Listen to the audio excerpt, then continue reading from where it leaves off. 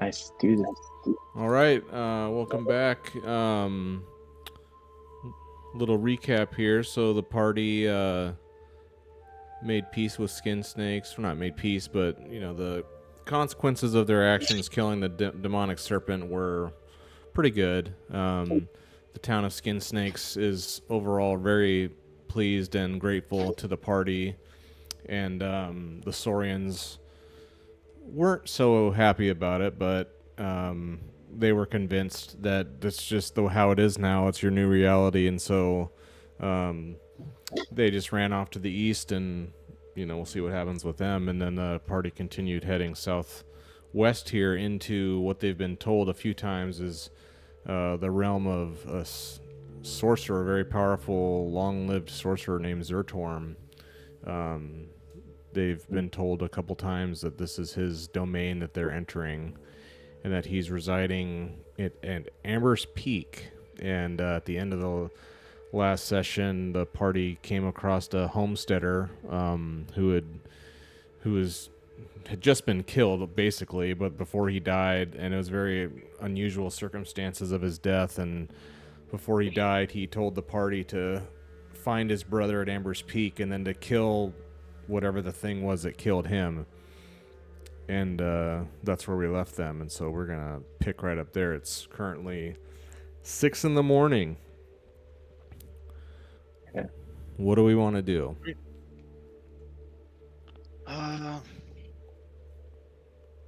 Well, we kind of looked around his place, didn't we? Yep, there's nothing really valuable at all. You guys got some meat and some pelts, some kind of food provisions, foodstuffs.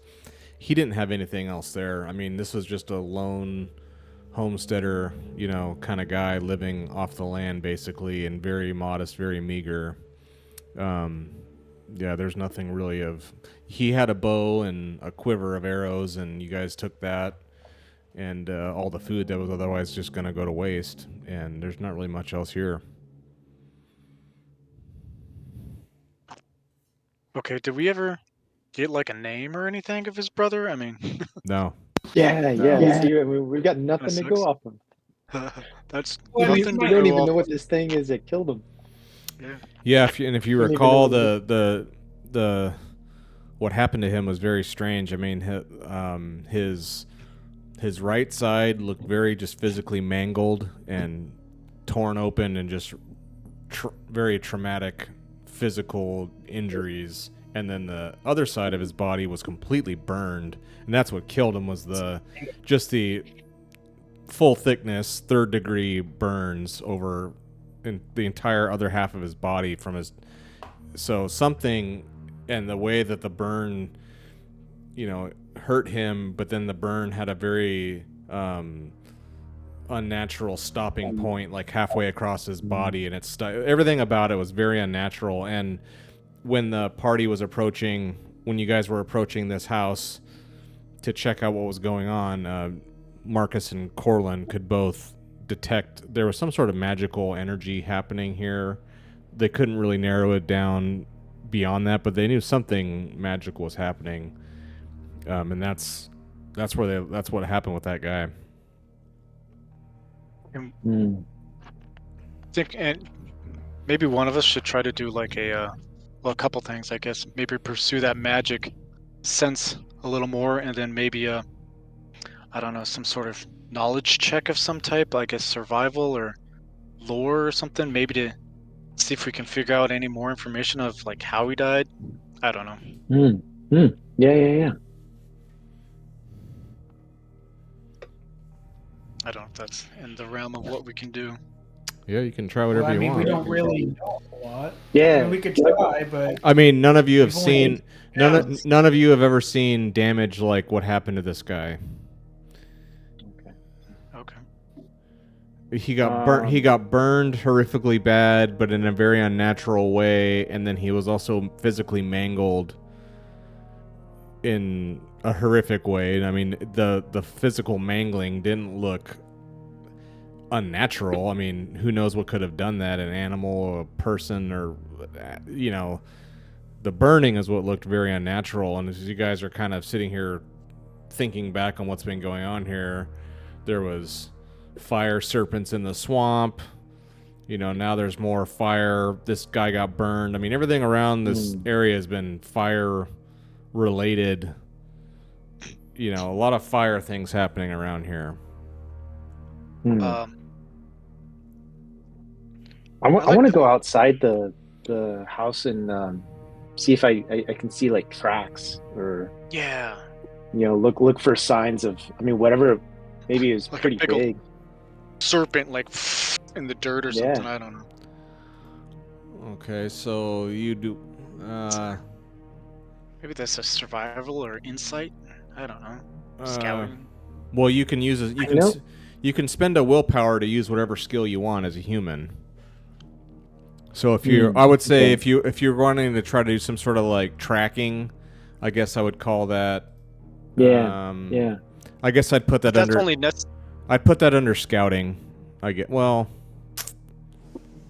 But that's only necessary. That's only if you don't necessary have if you don't have. a number in it, right? What do you mean? Like if you have 0. You as can far as still that you can skill. still roll it if you have 0. In fact, that's how you. But you have to use willpower. Yeah, right? well, if for example Corland here, he's got points in every wit thing, but if Corland wanted to roll a manipulation roll, he's got 0 points in it. He could still roll it. You just don't get die because if you recall, every skill is associated with an attribute, and you guys all have attribute points. So it's a combination. Oh, so the willpower. Willpower just means instead of willpower as a human, that's your human talent, is that if you're trying to do a certain check of a certain skill, but you suck at that skill, you can use a different skill that you're really good at by spending a willpower point because you're an adaptable human. You just have to be able to explain what makes you think you can use a healing roll when you're trying to do a manipulation. So you have to justify it somehow. But yeah, that's what the willpower is for. So I would say, I mean, you're good at all of them. I guess it doesn't really matter. What are you gonna pick for your? And what are you trying to do? Maybe scouting, I guess. Okay. And what are you looking for? And can I help him? Yes. If you help, yeah, you add a +1 to your die when you Okay. help. So I have to roll also. No, he just gets a. Whenever people help a person doing something, they get to add 1. They get to add 1. How many people Okay. can help? Okay. I think someone maybe want to look this up. I think it depends on the task. Something like this, a group of people or one person can help, and you get to add 1. There's others. If I recall, I'm not 100% certain. That's why I say if one of you guys want to look it up, certain tasks, if you have every number of helpers, gives you another +1. I believe. I haven't really looked at that, but we'll say that. For this one, I'll just give you a +1 because he's already got 2 points in it, and he's got 3. 3 wit. It's a good roll. And so, what are you looking for? I'm looking for any signs of this beast, like I mean something, not footprints. I mean something unusual, something that's not like a deer or rabbit or something. I mean signs of like maybe a serpent or some unnatural beast. You're looking for tracks, is what you're looking for. Yeah. Okay. Yeah. Okay. Yeah. Go ahead and give me a. All right. Give me a roll. So I did 1 on my modifier. Correct. All right. So because if we recall, Marcus was the one attempting to use his druidic powers of healing to help this poor guy that died, and Marcus was really focused on that. Dira was on the horse, kind of securing the perimeter, making sure no other threats were around. Garrick was also keeping watch with his bow, and Corlin was the one who tried to lean into that sense magic and figure out what exactly was the source of this magic. You couldn't tell. It was just too faint, or maybe the trauma of seeing this dead and dying man, because when Marcus healed him, he brought him from the brink of death to where he was incoherent and 99% dead. Marcus was able to bring him back to where he was fully awake and aware and in pain again and misery, and he could that whole dynamic what threw Corlin off, and he wasn't able to focus. But now that that moment has passed, Corlin is able to focus more easily and can tell that this is the same kind of magic that was in the swamp. It was a fire magic of some kind, and that's all you can tell. You can tell you can't tell it's a serpent. You don't know. You just know that this same kind of magic energy that was in the serpent is the same kind of energy you're feeling now, but this is very faint. Like, you don't know if it's faint. You can't tell if it's faint because it happened a long time ago, or if this creature is just a lot weaker compared to the serpent. You can't tell why it's a lot more faint, but it is. So what you can tell, this roll will tell you that you can confirm that it's the same kind of magical energy, and that it's much less than the demonic serpent in the swamp. Okay. About that helping thing, I looked up no more than 3 people, so you can get a maximum of +3. For and then in combat, for every kind of roll, every kind of skill check. yeah, it doesn't specify. Okay. It has to be something that you could actually help out with, right? So if you like totally suck and incompetent at something, it's up to your discretion of like, yeah, he's not really helping you. Okay. Okay. But in combat, helping counts as the same type of action as the one you are supporting. So I assume other people that are helping you are also burning in action. You know what I mean? Okay. I don't know. Okay. Enter. Interesting. So what do we want to do? Can I tell like what direction? I'm like sensing the magic from. I mean, like South, you, south in okay. every version of south. But I mean, the serpent was directly north of you too. I mean, you're kind of surrounded by it, honestly. But this specific thing, it's south. Oh, we haven't really confirmed whether there's only one, right? What's that? Yeah, I know that. Oh, the serpent. Whether there was just one or Someone, 2 or 3. Crazy Edward up in the bar said there was Legion. But everyone else said, the other folk at Skin Snakes, the barkeep said that he only ever saw one. So you don't know what the truth is on that situation. I'm believing Crazy Edward. Yeah, I know. Right? He's drunk all day for a reason. He must have seen some things. He's suppressing. Yeah. Right? That's awesome. Yeah, I vote we head south cautiously. I don't know. Yeah, let's do it. And what did that guy say? He said his brother was the mountain of. He said, "Find my brother at Amber's Peak and kill this damn thing." Amber's Peak. At Amber's Peak and kill this damn thing that killed me. And members, townsfolk up in Skin Snakes told you that that's where Zertorm that's where Zertorm is at Amber's Peak, and he's amassing an army. Sweet.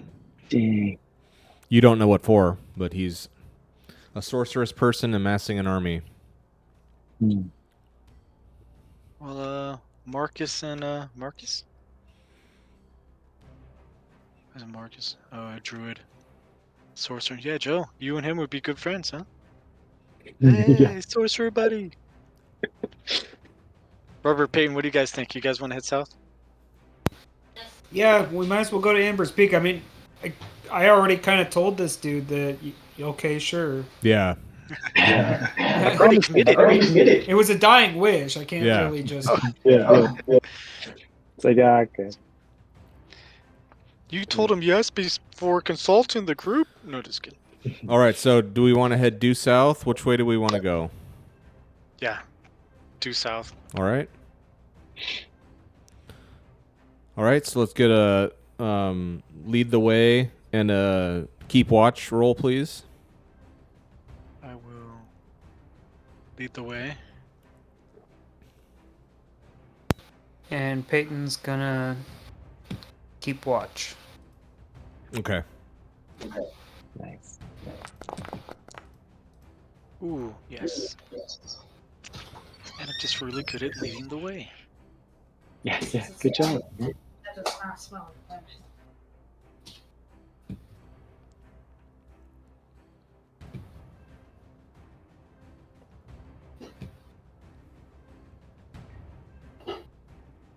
You guys need to drag your characters on the party sheet? Oh. Yeah. All right. Success. Very good. Yeah, success. You guys are heading south as the morning sun's rising, clear day. And you can only see a few miles out on the horizon. But to the southwest, you do see rising hills. You know, there's something out there that's not flat. You can tell, and you're heading that way, and a couple hours into your walk, you hear horses. You hear, because you have Jag with you. Jag's carrying or towing the cart that you guys have, and you guys have basically an armory at this point in your cart, and you guys have a lot of weapons and other gear in this cart. The cart and Jag were gifts from Skin Snakes for you, and all the weapons in it too. So you're hauling this around and slowly and steadily heading south. And you all hear behind you, the sound of many horse hooves on the many, and you look behind you, and keeping a good distance between you. They're not approaching you; they're basically passing you. You see a caravan. You see a group of 30 riders on horseback, slowly trotting past you. They're all looking at you, and these are people. They're humans, but none of you have ever seen people like this before. They don't look like people you've seen. They don't look like anything you saw in Toan Village. They don't look like the people from Skin Snakes. They're human, but the way that they dress, and they have these, all these riders to various degrees have very colorful decorations on their clothes. They're quite a warlike looking people, but they've got, extravagant bursts of color of different kinds throughout, like their headgear and on their chest, leather armor, and their horses have armor as well, and the horses have different streams of color on them too. They're very unusual looking, but they definitely also look quite formidable. And as they pass by you, also heading in the same direction you are, they look at you. They don't stop. They don't say, there's no word spoken. They just trot by you, and after 10 minutes, this group of riders. So, do any of you want to do anything at this time?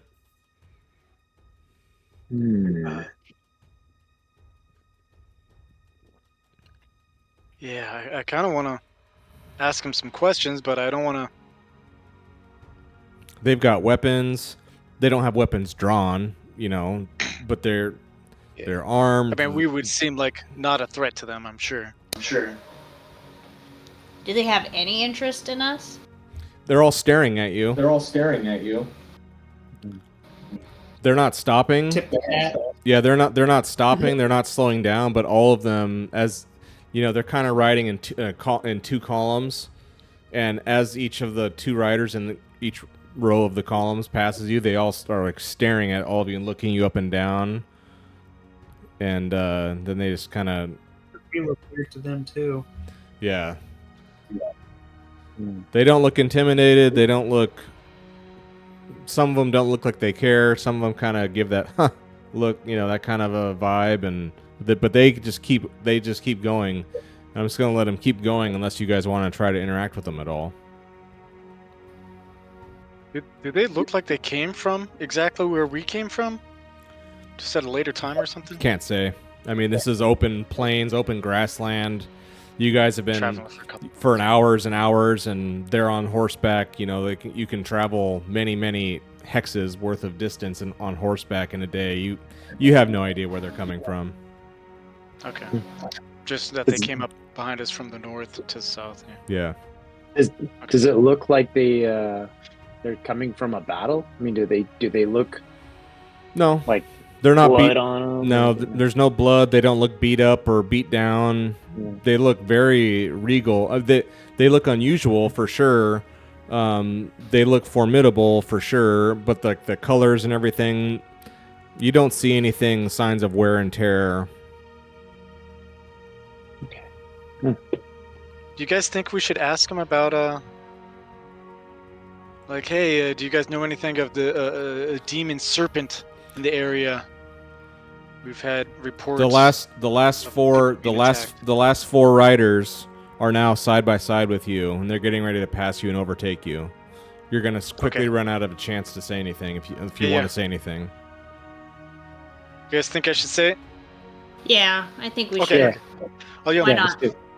Riders, may we have a bit of your time? I don't know. We are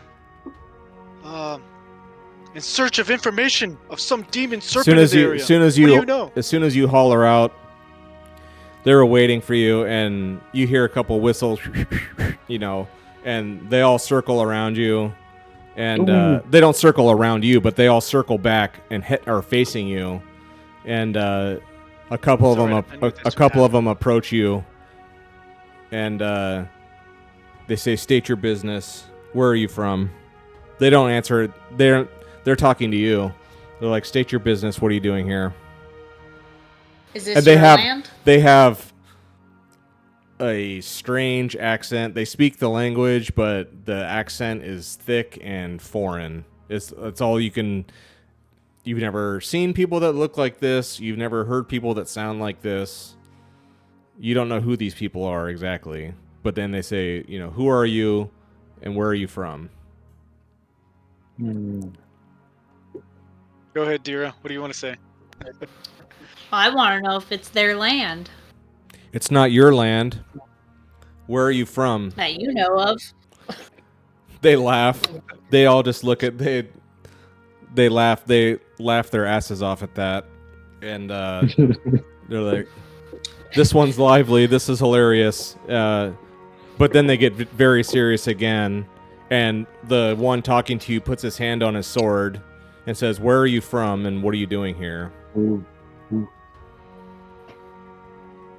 Oh man, I kind of want to be like Legolas in Lord of the Rings and just draw my bow real quick.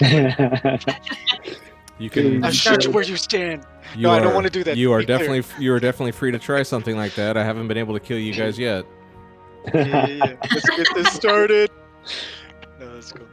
I mean, it's not off the table, but not yet. We just left Twin Snakes, right? So I mean, we could just be like travelers since the mist had we're just lifted, and we just came from Twin Snakes. Now we don't need them taking over our place if they're warriors. yeah. Maybe tell them that we're seeking shelter and safety from this demon serpent lord that we hear reports of. I don't know. So what are we saying?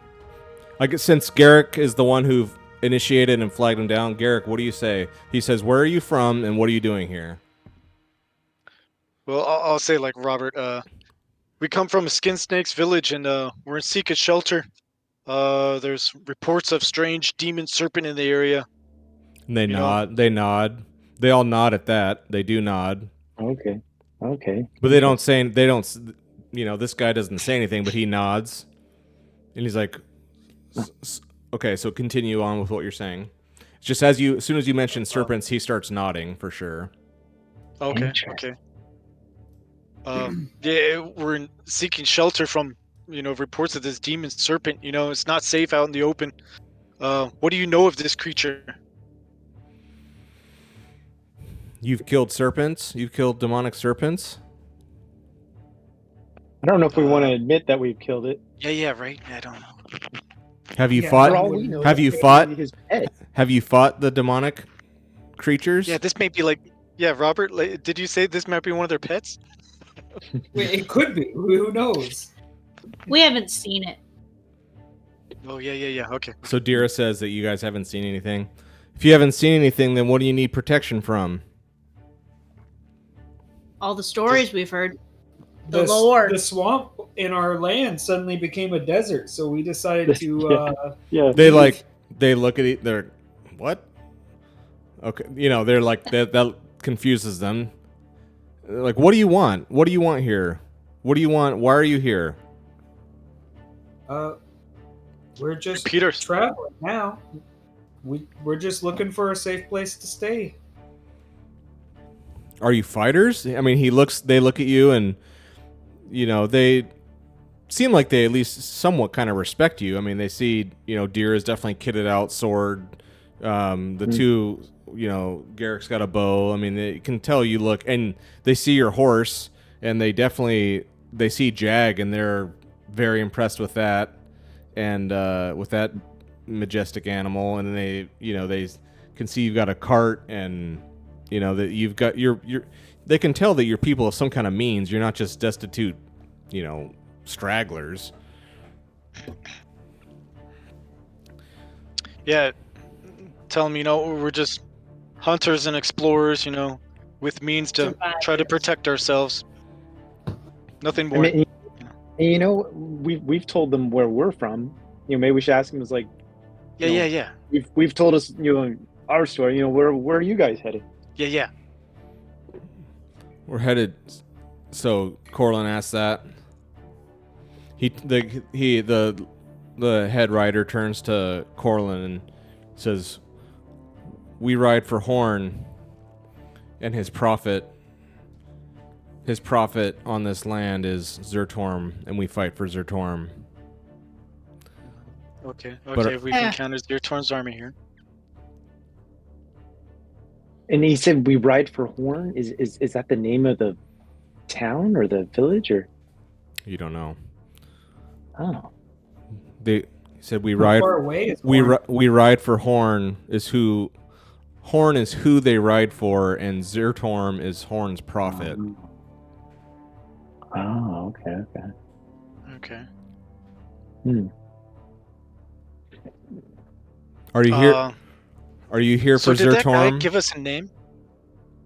Huh? Sorry, just little intersection. But did that guy told us what town to go to try to find his brother, right? Amber's Peak. Amber's Yeah. Peak. Yeah. Do we want to ask, like, hey, is Amber's Peak up ahead? Is that where Zertorm is?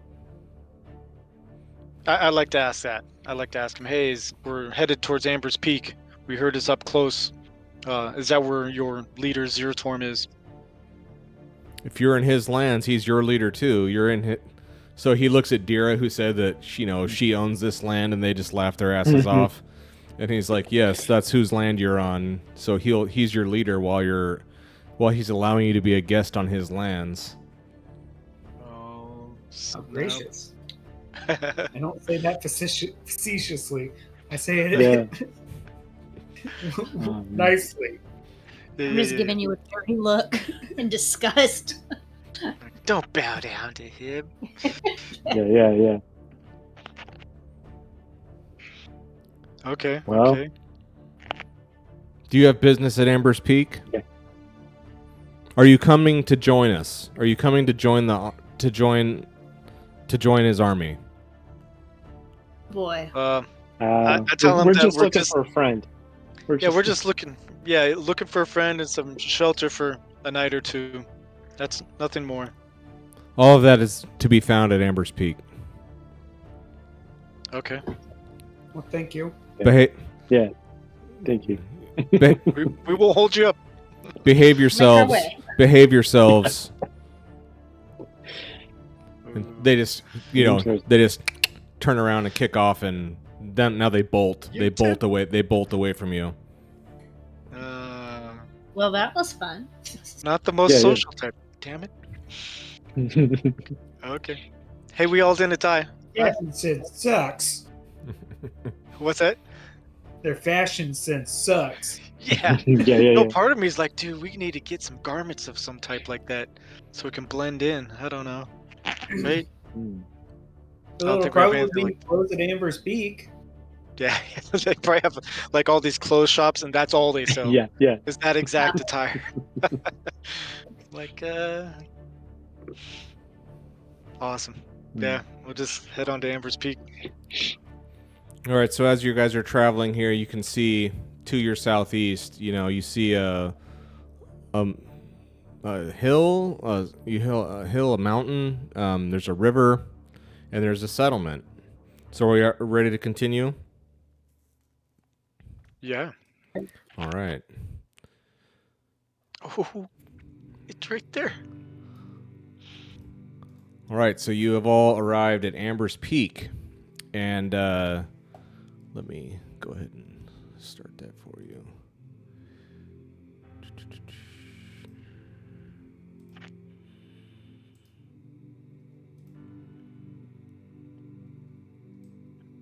Ooh.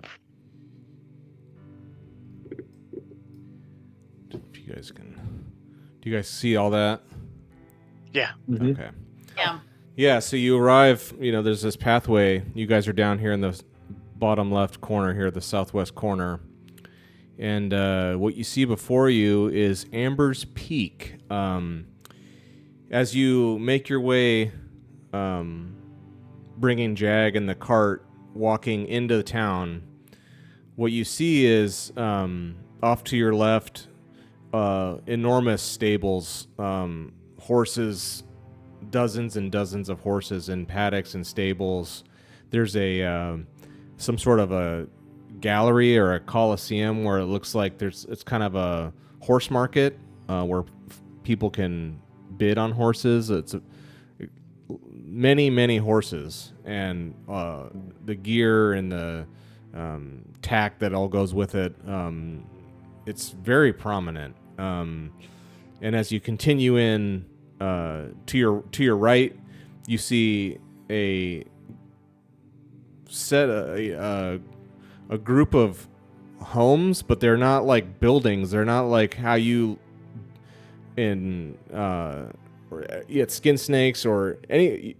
You guys build houses of wood with like thatched roofs, and that's what you guys have. But these are nomadic looking tents. They're very large, and you can tell they hold a lot of people, but they're not a permanent structure. They can be they're nomadic looking, and the ones that you see off to your right are very sparse and no frills.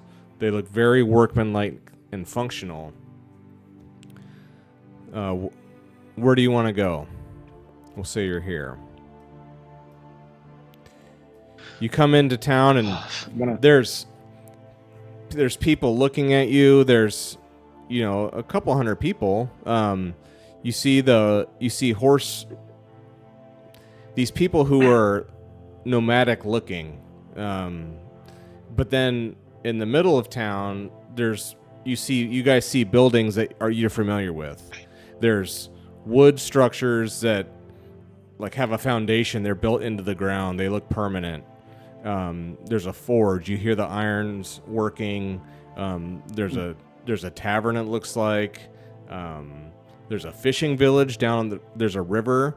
There's a fishing village down there with docks. So it's a kind of semblance of some sort of civilization that you're used to. But then at the same time, there's this horse people camp that you've seen. You see a bridge that goes across the water, and in the distance, you see a large castle built into the mountainside. Very large. It's old. You can't really get any detail from here, but it's a very large and old castle that's been built into the mountainside. Oh, wow. That's got to We be didn't where get it's their time. We didn't get the brother's name, did we? No, you didn't get his No. name or the one who died. He said my brother in Amber's Peak. That's very specific. Yeah, that's hard I know to it's go hard. off. Hey, any of you guys live south in like a little shack And that have a brother next to the swamps and have a brother? from the same mother. We'll go to the army. And we have a question. Everybody raise your hand. Oh, Narrowed them down. Yeah. Do you have a Um, brother? Check. Did you grow up in a little shack? Check.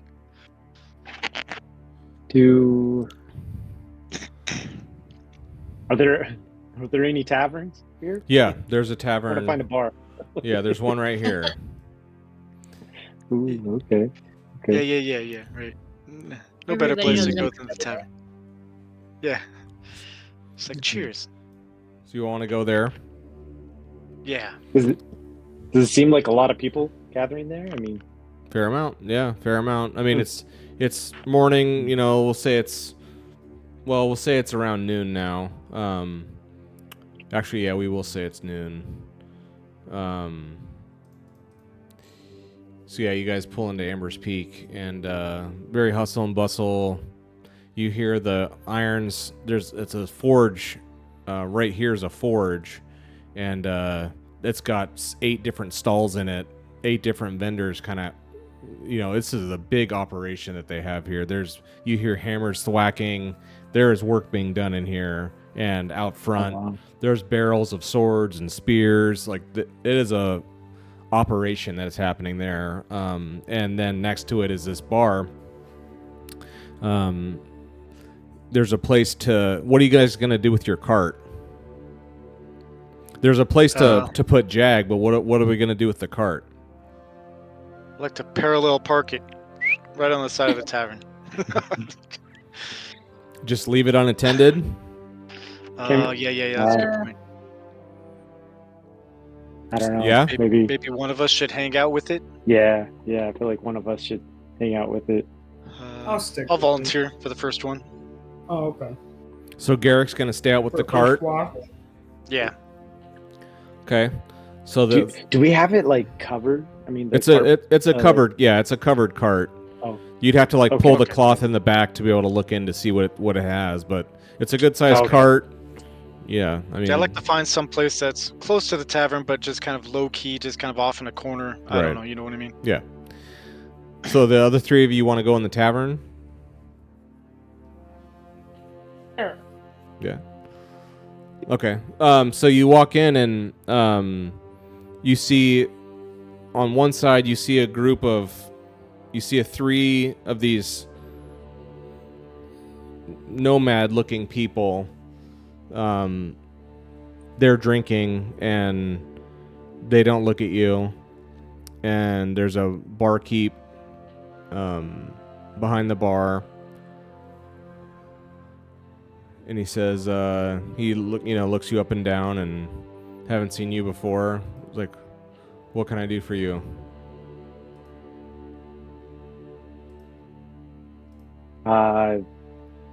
Just a pint of beer, sir. Just some drinks for my friends and I. All right, that'll be a copper each. Here, I got this. I'll cover you guys. I'm good. All right. Thank you. I got this round. And then what We have is eaten today. what What's is that? a silver? What is what?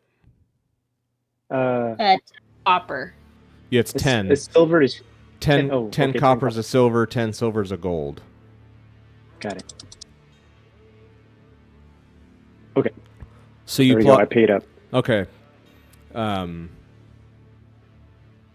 So what brings you to my town? What brings you? Seartorm? What brings you? You say, well, you're not there. No, I'm not that. Yeah, sorry. Go ahead. Yeah. We're just Looking for passing a through. brother. We're looking for an old friend of ours. Who are you looking for? We Who's honestly a don't farmer- know. A farmer down the road. Nice. He had a brother. Yeah. He's confused. He looks at you. He's like, "Where are you from?" Yeah. We're confused too. we're from Skin Snakes. No, you're not. Well, Talking about the Storians and all that. Really? It's like, yeah, we are. He's like, How does this guy he know looks that? at all three of you. He's like, no, you're not. Where are you from? I dropped the barkeep's name. Uh-oh. Drinking there all the time. oh yeah, Dude, he's- Edward. What about Crazy Dave or whatever his name Edward. was? Crazy Edward. Edward. Yeah, I'm sure Crazy Edward's still up there, sitting at the same seat, staring out into the swamp and laughing his ass off into the drunken fool. Where are you all from? Okay, this guy knows. This guy really knows. We're originally from Towan Village. It's northeast. He says that, you say Keep that, on and, the down low. and he, he thinks about, tone. Oh, okay. So he just nods, like you can't tell if he knows where that is or not, but he nods and he accepts the answer. He was just curious. He knew you weren't. He knew that you're not from Skin Snakes. And he's like, It's the last place we were from, though. so who are you looking? Who's this friend that you don't know his name? What do you want? What are you looking for?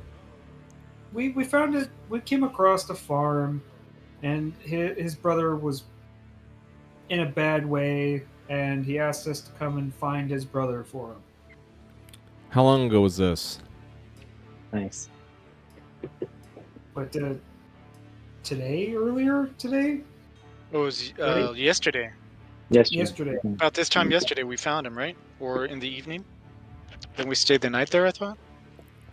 Was this up north somewhere? Did you guys come from the north then? Yeah. Damn, this guy Well, knows too much. The farm was to the We came from the east, wasn't it? Or west, I mean. Because Yeah. our last movement was to the east. So Oh yes, northwest. Yeah, Yeah. northwest. So, Yeah. west. Just a small little farm. Okay. Hmm. What happened to that man? What happened to the what did you see? And he's like talking very quiet. Like, what did you see? He was on his Like he leans deathbed. forward. He leans forward. It's like you can whisper. Like there's these other people in the bar. This guy doesn't look like them.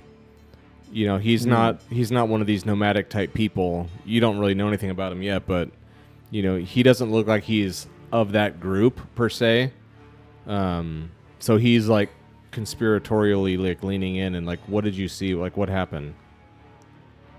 half a burnt crisp and a mangled few bits. Like half of him was mangled, half of him was burnt. And he just asked us to find his brother. Because somebody brought him back. I sent his brother away. There's something The going hell on. does he know which brother? Well, can we at least get his name? I mean, that's killing me. We don't even know who we're looking for. I don't Yeah, know. I mean, do we- Suspense. I don't know his So name. Oh man! but he Everyone- knows him. I know where I sent him. I know where you can find him. I don't know his name. Can you give us like what he looks like? Yeah, he's got long Like a- blonde. He's got long blonde hair. He's about average height. Kind of funny looking. Oh, okay. It's like Described half the village. yeah, He- exactly. He like looks and Where- nods where- like exactly like there's nothing. He's just some guy. It's like where did he send him? First, do you know where you are?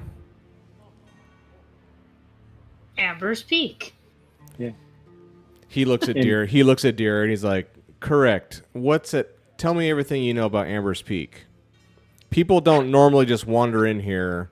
I see why you're here now. You're following a lead on this guy, but what do you know about what goes on here? Do you know who I am? No. Uh-oh. All we know is that Zorton or whatever Zortorn Zertorm is here.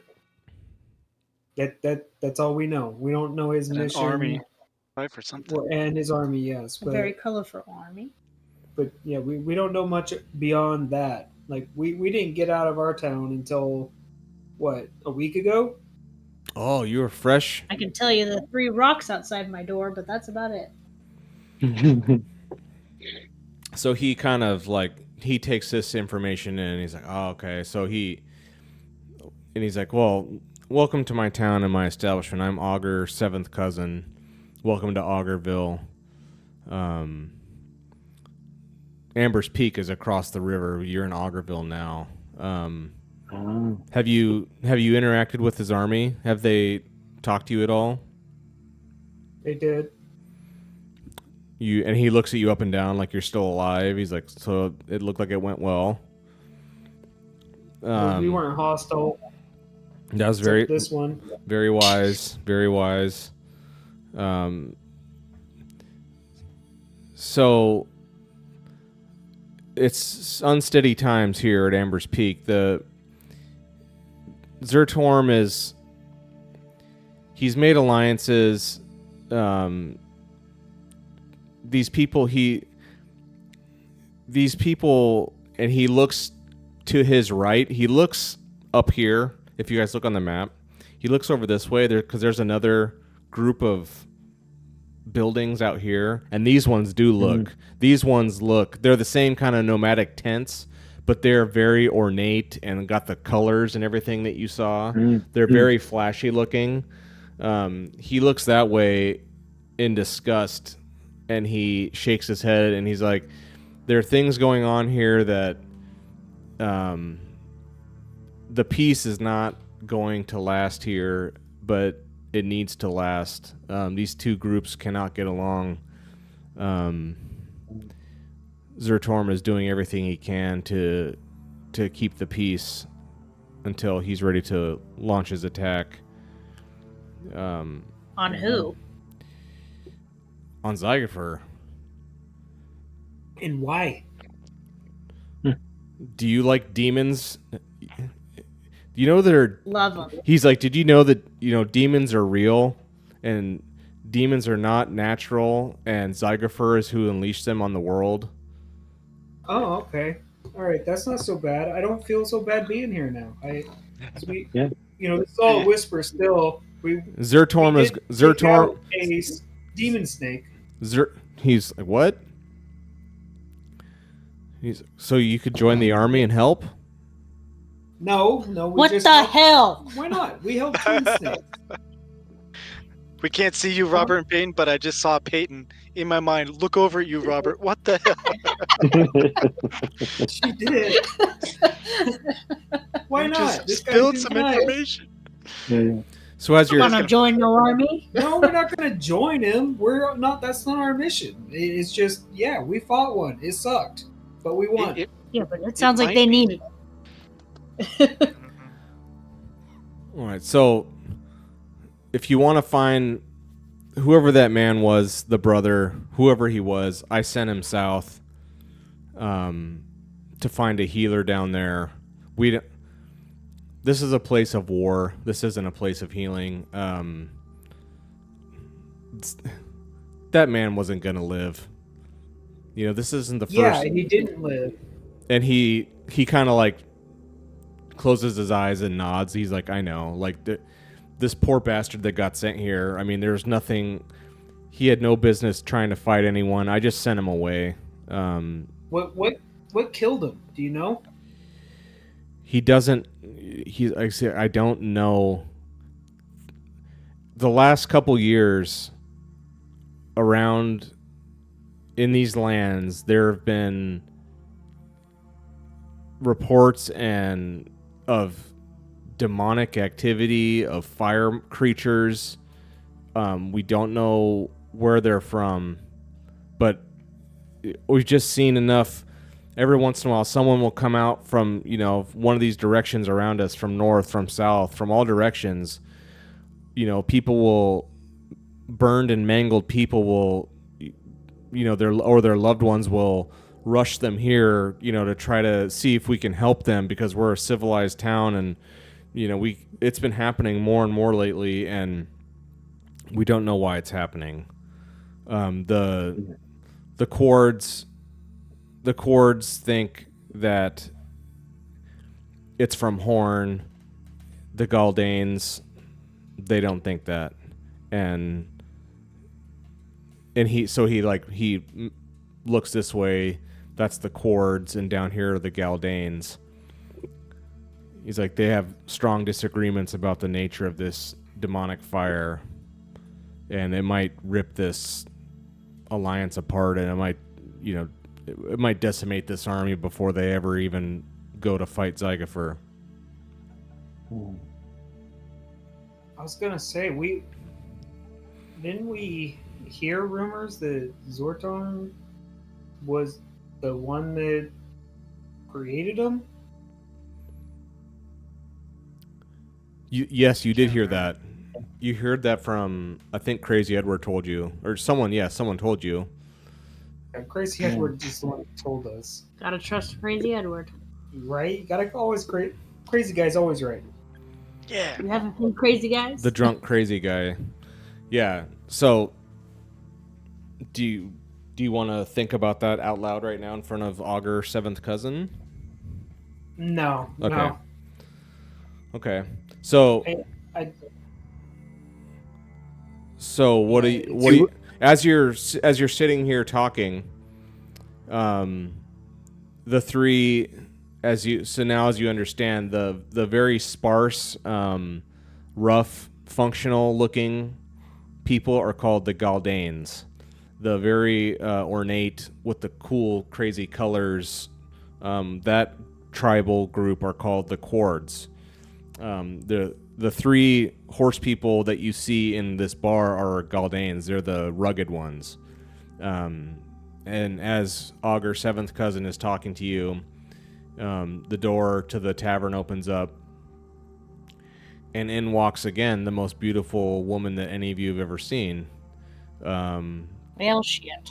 Tall, beautiful, and she's got a lute on her back, and she approaches the front of the tavern, and the three Galdane men who were sitting drinking, they all turn and look and raise up a glass and do a little cheer, and she sits down and gets her instrument out and starts playing just the most beautiful music. It's haunting. She sings amazingly. Everything about her is the most attractive thing you've ever seen. She's gorgeous. She's an amazing guitar player. Her songs, you know that she wrote them. She's singing them. Everything is the most captivating. She's singing a song about, it's like a wistful, missing how things used to be, missing glory days. It's a sad song. And as she's singing this, you're sitting here, even Augur stopped. He just stops and watches and listens. Parts of you think that maybe she's played this song 100 times, but she's singing this song about losing something, having something taken away from you, but then in the future fighting and getting it back and restoring order and justice to the world. And as this song is going on, the horsemen at the table, they're very, you don't know if they're drunk or what, but they're very emotional people. And then when she's singing about these lost lands and lost nation, they're not wailing, screaming, and crying, but they're like audibly upset. And as the song continues, it goes to the songs of hope and restoring. In the future, they start cheering out loud. I mean, she's affecting these people very strongly. Do I sense magic? No, you don't. In this You don't sense anything. But her eyes, I mean, all of you see it. Her eyes are glowing golden, like illuminated. But you don't detect any magic. So she finishes her song, and I'll say actually that when she came in, she brought in Garrick, who's just been sitting outside, like minding the. She brought him in and saying all this. Hey, lovely. in We front of meet all of again. you. Come with me. And so the four of you you're standing there or sitting there at the bar listening to her, and then she finishes it, and they're kind of crying and cheering and laughing, and the Galdane people, and she stands up and does a slight little bow, and then heads over to the bar and sits down and says hello to Augur, and looks at the four of you, and she just smiles and nods. Like, she looks very friendly, she's like, hello, I'm so glad you're here. I Was don't this know. the same one that we saw after we killed the demon snake? That's correct. Yeah. Okay. I just wanted to reaffirm. Little What's your message to the question? group. She can't be trusted. Yeah. Right? Yeah. Exactly. Mm.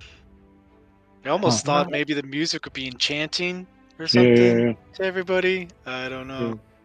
It Well, I didn't know it it brought didn't you- it none of you magic users, you couldn't detect anything magic about it. It just was profoundly beautiful, but it wasn't supernatural.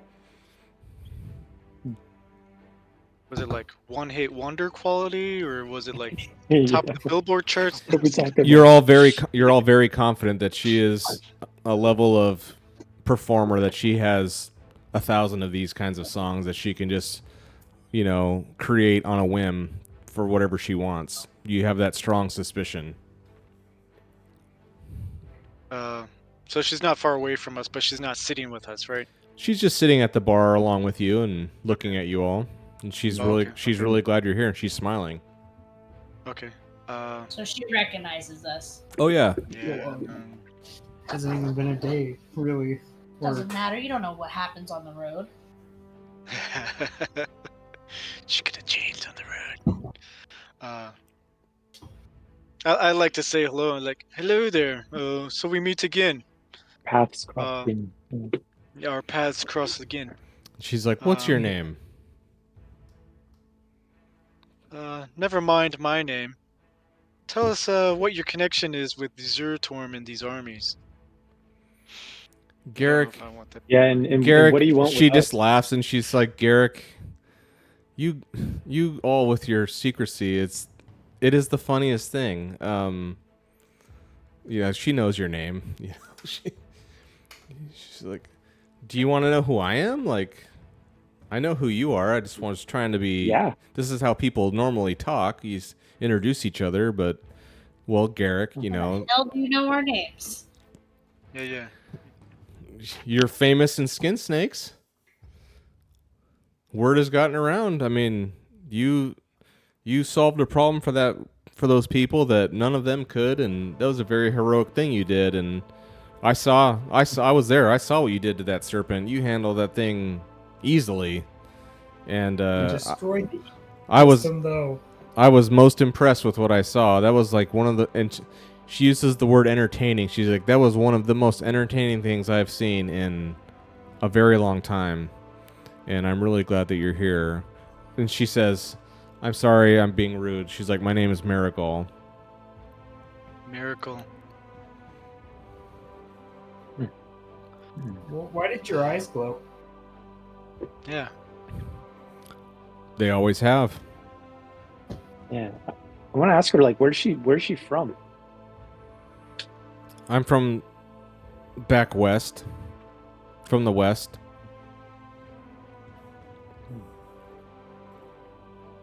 Is that why you joined Zertorm? Zertorm? What's your question? Is that why you joined the army? Does a minstrel join an army? Well, I don't know. It kind of seems more like you're entertaining the army and you invited us to come join. I said you had to meet him because if you handled that serpent so well that you are some potent and capable warriors, and I think he would be most pleased to have you join his army. I do believe that. That is true. But I'm not really a part of anything. Well, I mean, you seem almost magical. You appeared out of nowhere and then just disappeared. I was in the swamp before you. You guys appeared. I was already there. I was traveling through, and you appeared. Okay. All right. Ask her, like, so that night we saw you leave and you headed south, and then we headed back north to Skin Snakes. Did you come that way also to hear our Heroic illustrious, tale. heroic tale? Well, I knew you were going to get back to Skin Snakes, and I knew you had been sent out to kill that beast, and I saw you kill it, so I knew that you were going to be little celebrities up there. It's only logical. I mean, I It just guess seems like it her just story seems of so getting our names coincidental. doesn't. Yeah. What was that, Robert? I said it just seems so coincidental Yeah, right. What's coincidental? Once. that you were there, right where the snake was, or right where we were, right where the snake ended up being. Like I travel. I am always on the road. I am traveling to Skin Snakes. I'm traveling to Amber's Peak. I go to the Hollows. I love sharing my message and I love sharing my music with everyone. I'm never in one place for very long. Okay, so if you come from the west, can you tell us about Zertorm's enemies or enemy? Like why this is happening? Well, it's long ago. She's like thinking about how best to explain this. She's like, you worship the Raven. You're Islanders, right? You worship the Raven. Not everyone worships the Raven. There's a god and there's many interpretations of the god. There's Raven, there's the serpent, there's Rust, there's Horn.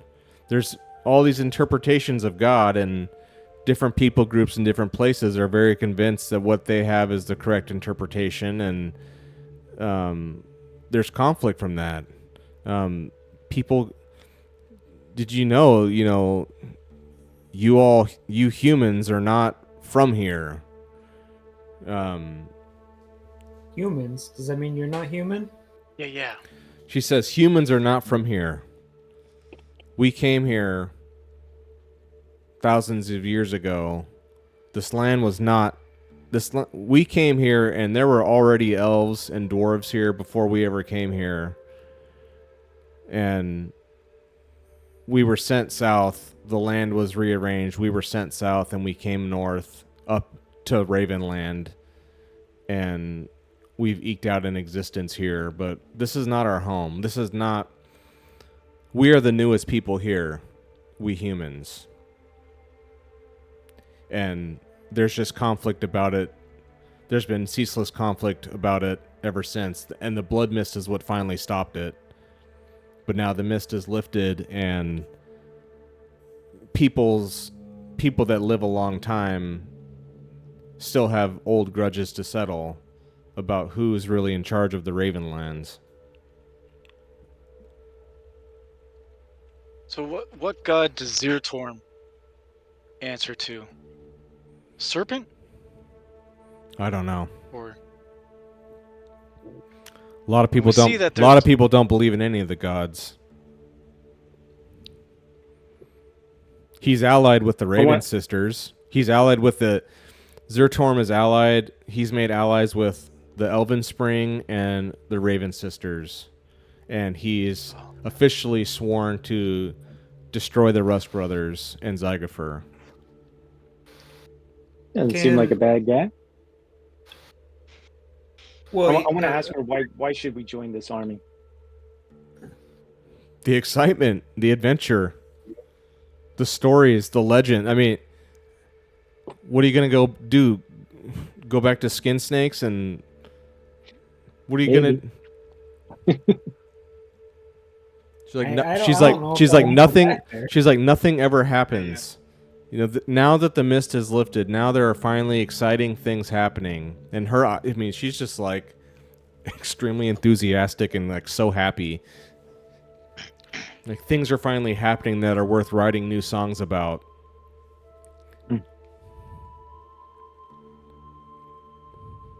I get the feeling that she could probably convince anybody to do anything. Like, I don't know if I trust this lady. Can we ask her, or will I ask her, what can she tell us about the blood mist? Does she know how it was lifted? Does she know where it came from? Has she heard anything of this?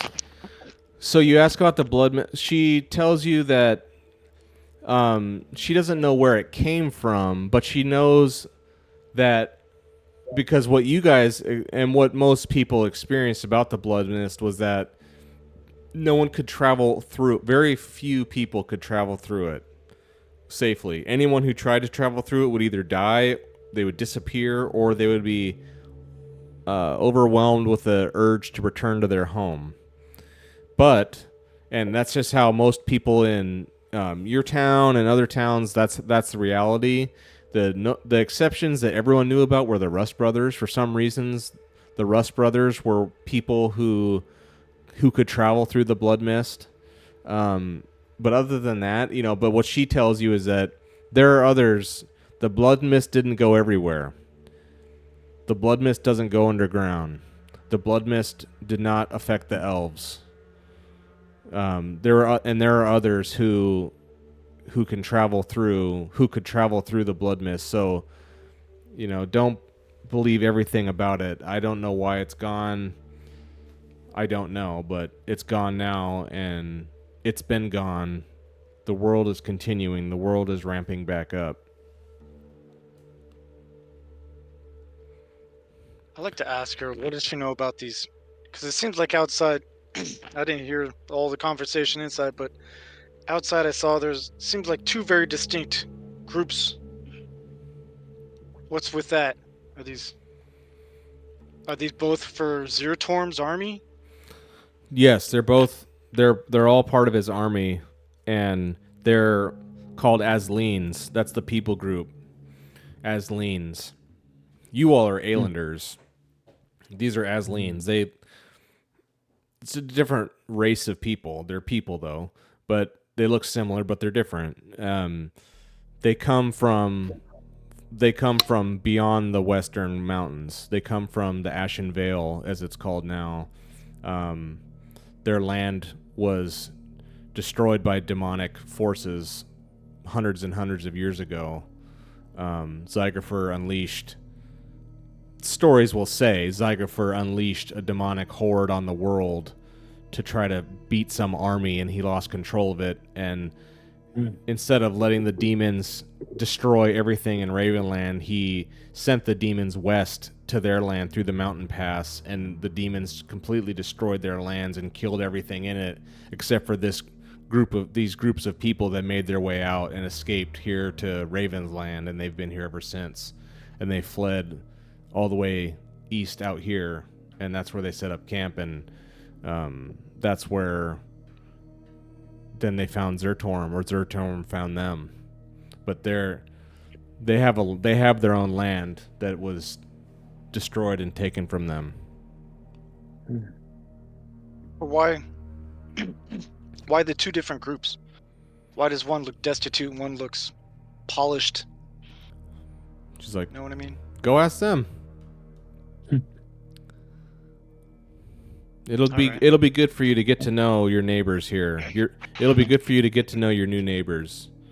And she stands up and, smiles at you all and nods her head to the three Galdanes at their table, and they all, cheer and say, Marigal, and they just like raise up their glasses and they just chant Marigal a couple times, and she walks out and leaves. You have more questions?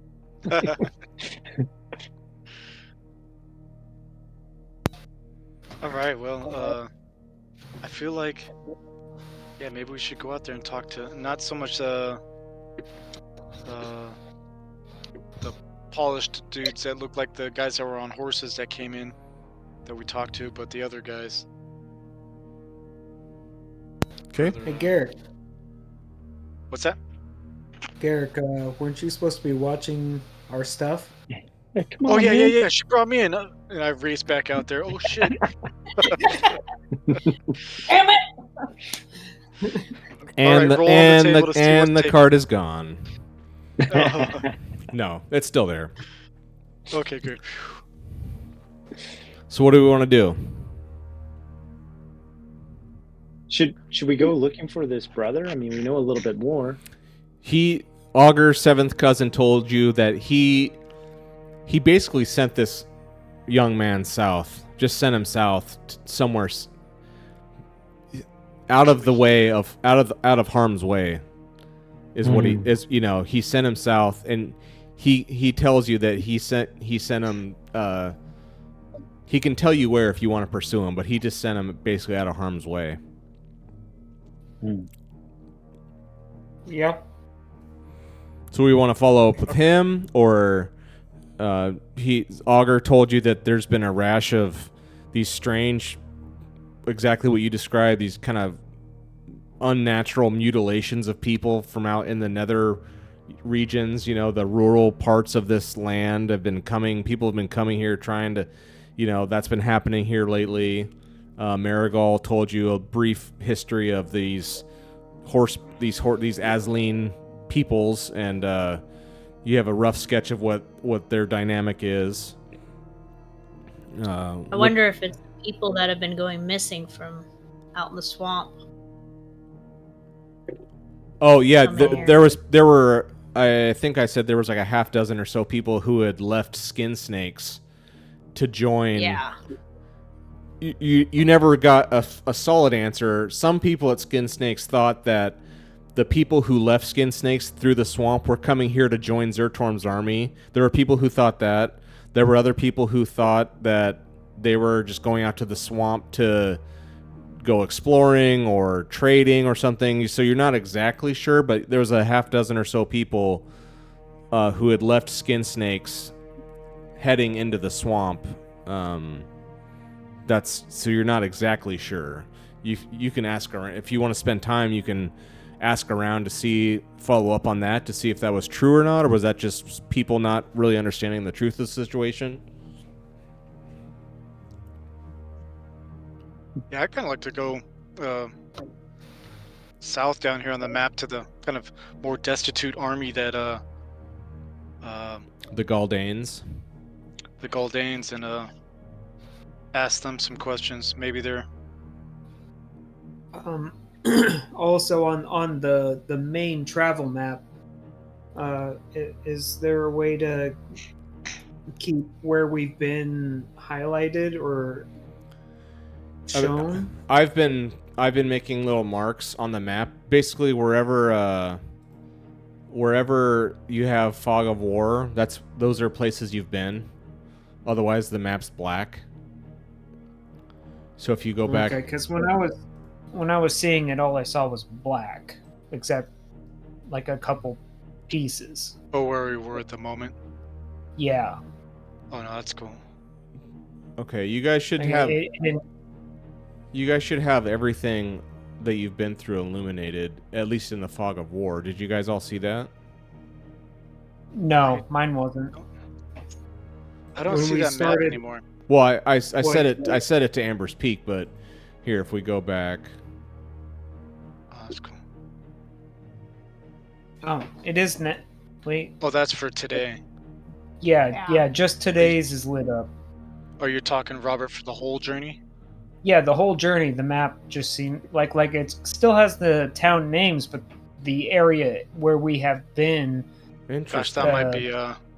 difficult for Mike Okay. to. Yeah, I can. You'd have to get little snippets of it once in a while. Huh? I can mess with that. But okay, so yeah, you guys were from up north here, and you guys have traveled basically from up here to here down to here is where you guys have gone so far. Okay. Okay. Yeah. No worries.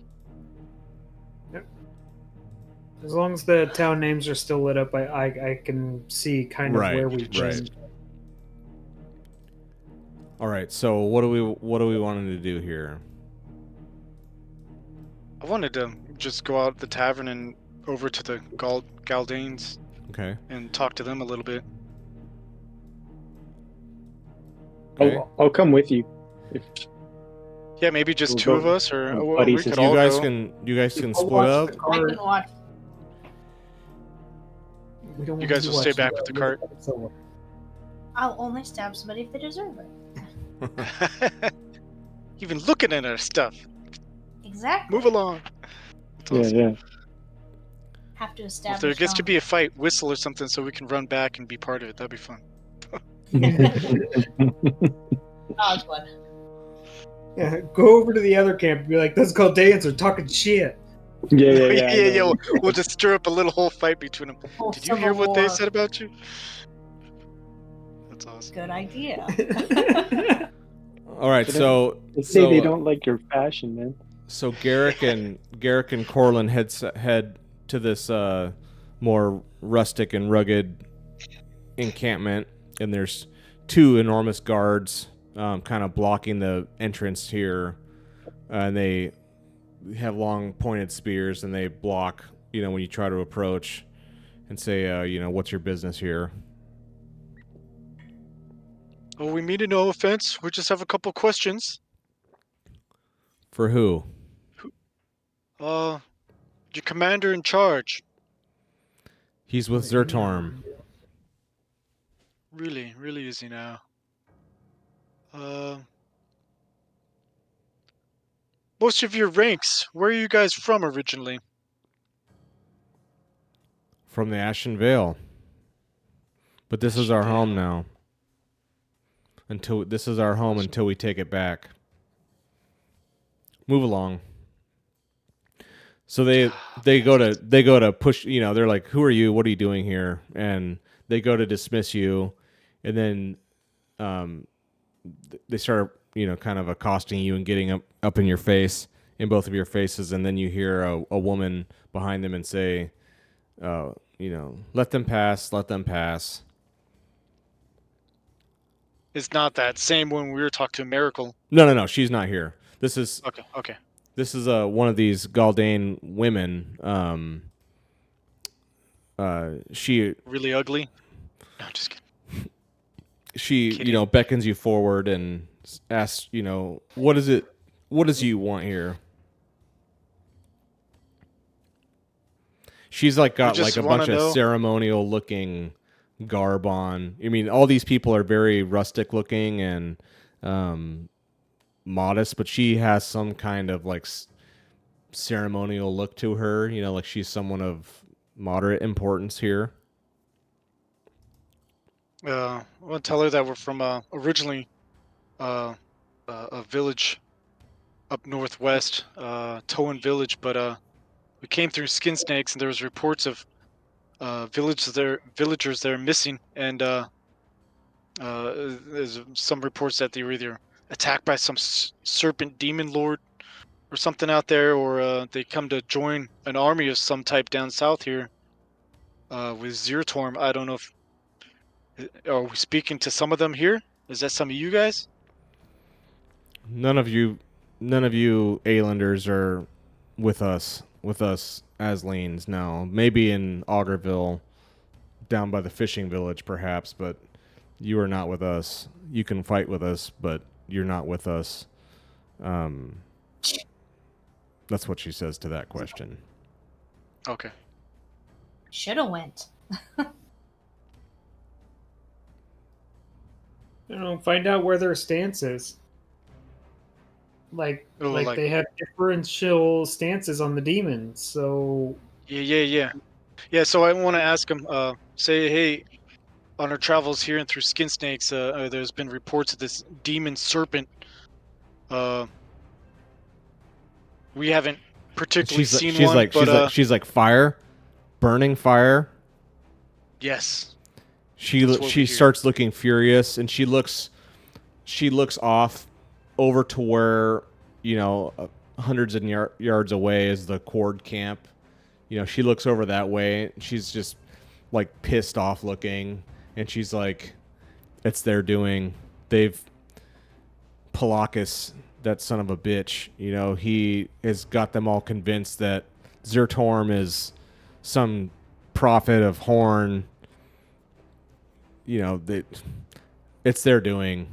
Ever since they showed up here, there's been this obsession with fire and burning, and it's their doing. Okay. She looks furious. Okay. And so you guys don't fight together. Are you guys fighting together for Zertorm, but you guys are apart? We follow Zertorm. We don't need the cords.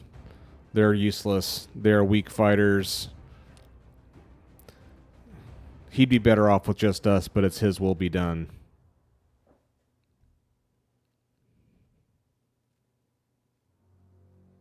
Interesting. I'd like to ask you, have you seen one of these serpents, these demon serpents yourself? She says no. Just reports, have any of your men?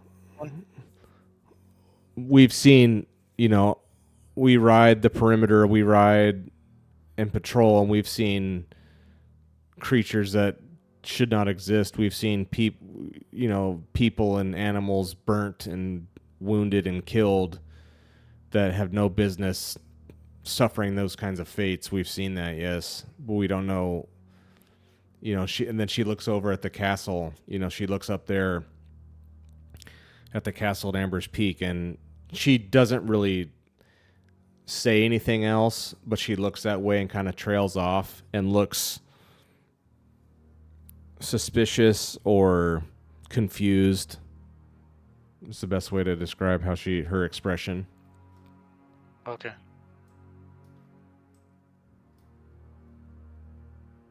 Well, I'll leave you be. Thank you for your kind hospitality and your answering did we some say questions here. Dira and Marcus were just staying with the cart at the tavern? Yeah. So as this conversation here is happening, Dira and Marcus are kind of standing there looking down on this fishing village, looking at the water, very busy little town. And across the river, you do see tents. You can't really get much detail out, but as you're standing there, looking out, just kind of observing and trying to get a lay of of this little settlement here, you see a very short and small little man, maybe 5 feet tall, very, very thin. That's all you can really tell. It's so far away. But you see a small little man come down to where these huts are, and he starts, moving his hands about and everything. And there's this spectacle of some sort of there's a fire production going on. It's like a ritual, or you can't really tell exactly what it is, but you see this man, he's doing some sort of ceremony, if you had to guess like what it is. He's doing something that's a religious kind of rite is what it looks like he's doing, and there are horse people over there wearing the colors, so you know that they're Cords. They're of the Cord clan. They are participating in this ceremony, bowing down, looking very reverent. It's a 10-minute ritual performance that he puts on. And then after that is done, he leaves and returns up to the castle. And the Cords who are there go back to their tents. So while Corlin and Garrick are talking with the Galdanes, Dira and Marcus saw this fire ritual performance across the river. Interesting. We need to get out more. To see more stuff like this, or I don't know. I don't know. Fire serpent. He's, that guy's doing fire. Maybe. You watch the cart. I'm gonna go over there. You're not even a mage. What are you gonna do? Threaten him to death? I have this thinking- fear that we just killed like their god or something. Oh my Or one of these magical beasts that they worship or something. I don't know. So I as don't know. Well, I'm heading over there. I'm gonna go check it out. You're gonna cause a fight. as You watch that part. as Dira and Marcus are beholding this strange fire ritual spectacle, from behind you, up above you, you're standing there by the cart, looking out over the river. From behind you and up above you, you hear, "My men saw you, or you're the ones that my men saw, correct?" It's a woman's voice, and you Yes. turn around and you see this woman, on horseback, very resplendent looking, like very regal, but not like she looks. The first image you see when you see her, the first thought that comes to your mind is some sort of warrior queen. Like, she looks very regal but very intimidating, and she's on horseback and she's looking down at you very sternly, not aggressively, but she's like, "Are you the one? You're the ones that my men saw out on the plains." She's not really she's not really asking. She's like confirming this, and she's got the color streams and the very ornate looking, very plush looking gear. And she nods and looks at you.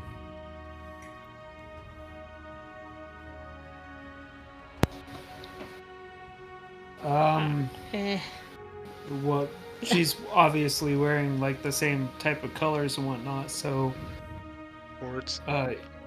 yeah, we ran into a troop of your warriors on the way here. Who are very scared of us. They weren't. Yeah, nice. Add that in there with his true. They were intimidated, pissing themselves.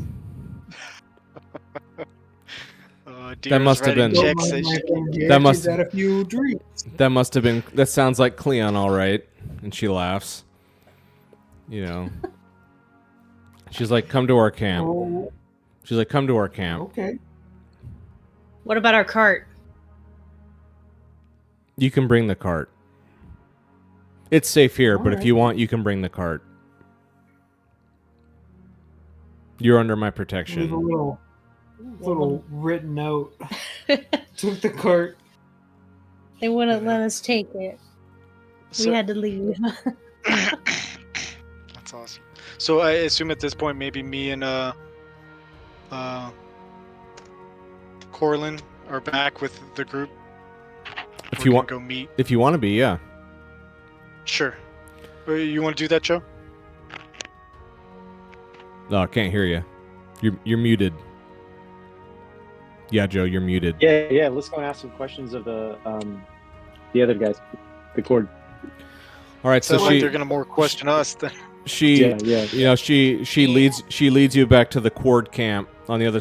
So as a general break, you guys are kind of getting the hang of the layout now of what their setup here is. So where you just were in the center were people who, for all intents and purposes, look like you. They're your kind of culture of people, and that's where Augur, that's where these people were. That town, that's called Augurville. Now, on either side of Augurville are these two rival Asleen tribal camps of this other race people group. They're called Asleens, from a different land. They're not from Ravenland, and so there's the Cords on one side and the Galdanes on the other. Garrick and Corlin briefly spoke with a priestess or some sort of formal person from the Galdanes, and now this woman, who is clearly in charge of the Cords, is invited. Valen told you to accompany her to the Cord camp, and you all are going with her. And she dismounts, and two attendants rush right up silently, and they take the horse and they bow to her.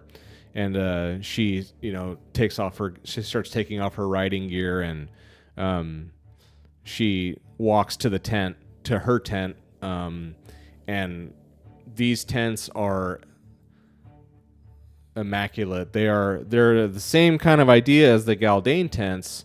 They're portable. They're nomadic in idea, but they're much more plush. And she beckons you into her tent, and the two attendants at the entrance to the tent stand aside, spears aside, and you are all ushered inside the tent. And it is enormous. Once you stand in it, you can fit 30 people in here standing up. These are enormous inside them. And inside her tent is a extremely plush, like couches and furniture. It's not at all like a rugged, everything, large oak tables with maps on them. It's very, you'd almost use the word opulent. Where she's living now in this tent, in this nomadic tent, is fancier than anything you've ever seen in Toan Village or anywhere else. This is when the four of you walk in here and look around and behold all this, like, this is extreme wealth. You have not seen anything. These fabrics, you don't even know what they are. The beautiful colors. It's gobsmacking and impressive. You've never been around places of something this nice. And she beckons you. She enters her tent and sits behind her table in her tall back chair and says, "Tell me why you're here." And she looks at Dira, who said that she was the one causing everyone to be scared, and she is just tickled and amused. And she looks at Dira and says, "Why are you here?"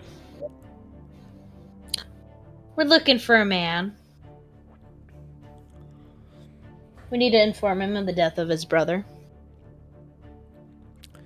She looks a little concerned. And where did this man die? To the west. The west. How many days away? Well, I mean, we. A short. She So says a short ride. Yes, a short ride. Yes. Was this man burned? Yes. This man was burned? She's like, we're seeing these more and Burned more. and mangled. We're seeing these more and more. I'm guessing you spoke with Augur about this already. Augur's seventh We have cousin. heard. Right? Yeah. Yeah, the first place you go for information is a tavern. Yeah. Well, Augur's the mayor. I mean, he's Augur's seventh cousin because all of his other cousins before here founded the town before we ever got here. So he does run the town. Zertorm runs the castle, but Augur, he's in charge on this side of the river. What was first? The town or the castle? The castle's been here before anything, as far as I know. We've only been here a few hundred years ourselves. It's been here before any of us. 100 years? Mm-hmm. Okay. Were you around then too, or I don't know. I'm just curious. She looks at you and she's like, "How old do you people live till?" We don't live. We're lucky if we live till our 40s. And she nods to Deer. It's like, yeah, same here, especially us. We die all the time. We've never met. You guys are so ornate, and we've never met. We bleed just like we bleed just like everyone else. Wait, yeah, but I mean. So you guys are human. You're a human, right? As human as you, she looks at you, and some of us more human than others. You know, she's tall. Because we've heard about dwarves and elves. So yeah, she's well over 6 feet tall and built like very like I said, like warrior queen. Like she is No BS. But Xena? she's if you had to guess, in her 40s or 50s, very regal and very commandeering kind of a personality, and she definitely puts off that vibe of being in control. Yeah, so I'd like to as we're talking there to her. I mean, I assume we're all kind of standing. and she's on the like, other and side she's of her like, forgive desk. me. She's like, forgive me. I am Viridia. I lead the chords. I am Viridia. You are welcome. You're welcome here. We're glad you're here. I would like to just go sit on a couch and like, I'm parched. Do you have anything cold and refreshing? I don't know. Do you actually sit down? Do you sit down without being asked? Yeah, I'd like to. Yeah, why not? Yeah, I'll just sit on a couch and just kind of like, make myself comfortable. She said Right, we're you were there the and welcome. first one to go. She's like, She did say we were welcome. there's cold and refreshing drink galore in this. You might have noticed it, an enormous river about 100 feet that way. Yes, there's plenty of refreshments. What could we get you? Is that how I'm gonna drown? I mean, I'm gonna drown in the cold, refreshing river? So she eyes her attendant, her main attendant, who brings you some water. Okay. I just be very polite. Thank you, and kind of nod and take the water. So as you're kind of feeling each other out, and you get the intent, you get the impression that she's very stern and serious, but she's not. There's nothing. What's the word? There's nothing shifty about her. She's just very stern, and they're here to serve Zertorm and his army and take their land back. That's why they're here. That's why they're massing and gonna go fight and reclaim their land. And So she's in charge of the chords. she leads the Quards. Yes, Viridia. She's in charge of the Quard clan. And if one was to learn magic, would you have that available? she looks at Marcus and Corlett, and she's like, are you sorcerers? To the both of you. Of sort? She's like, we have those people. We have those people, yes. Do you have any ice mages? Or druids, I should say. We do. How can we help you? I may come and learn. Well, I may learn from you if you would allow it at some point.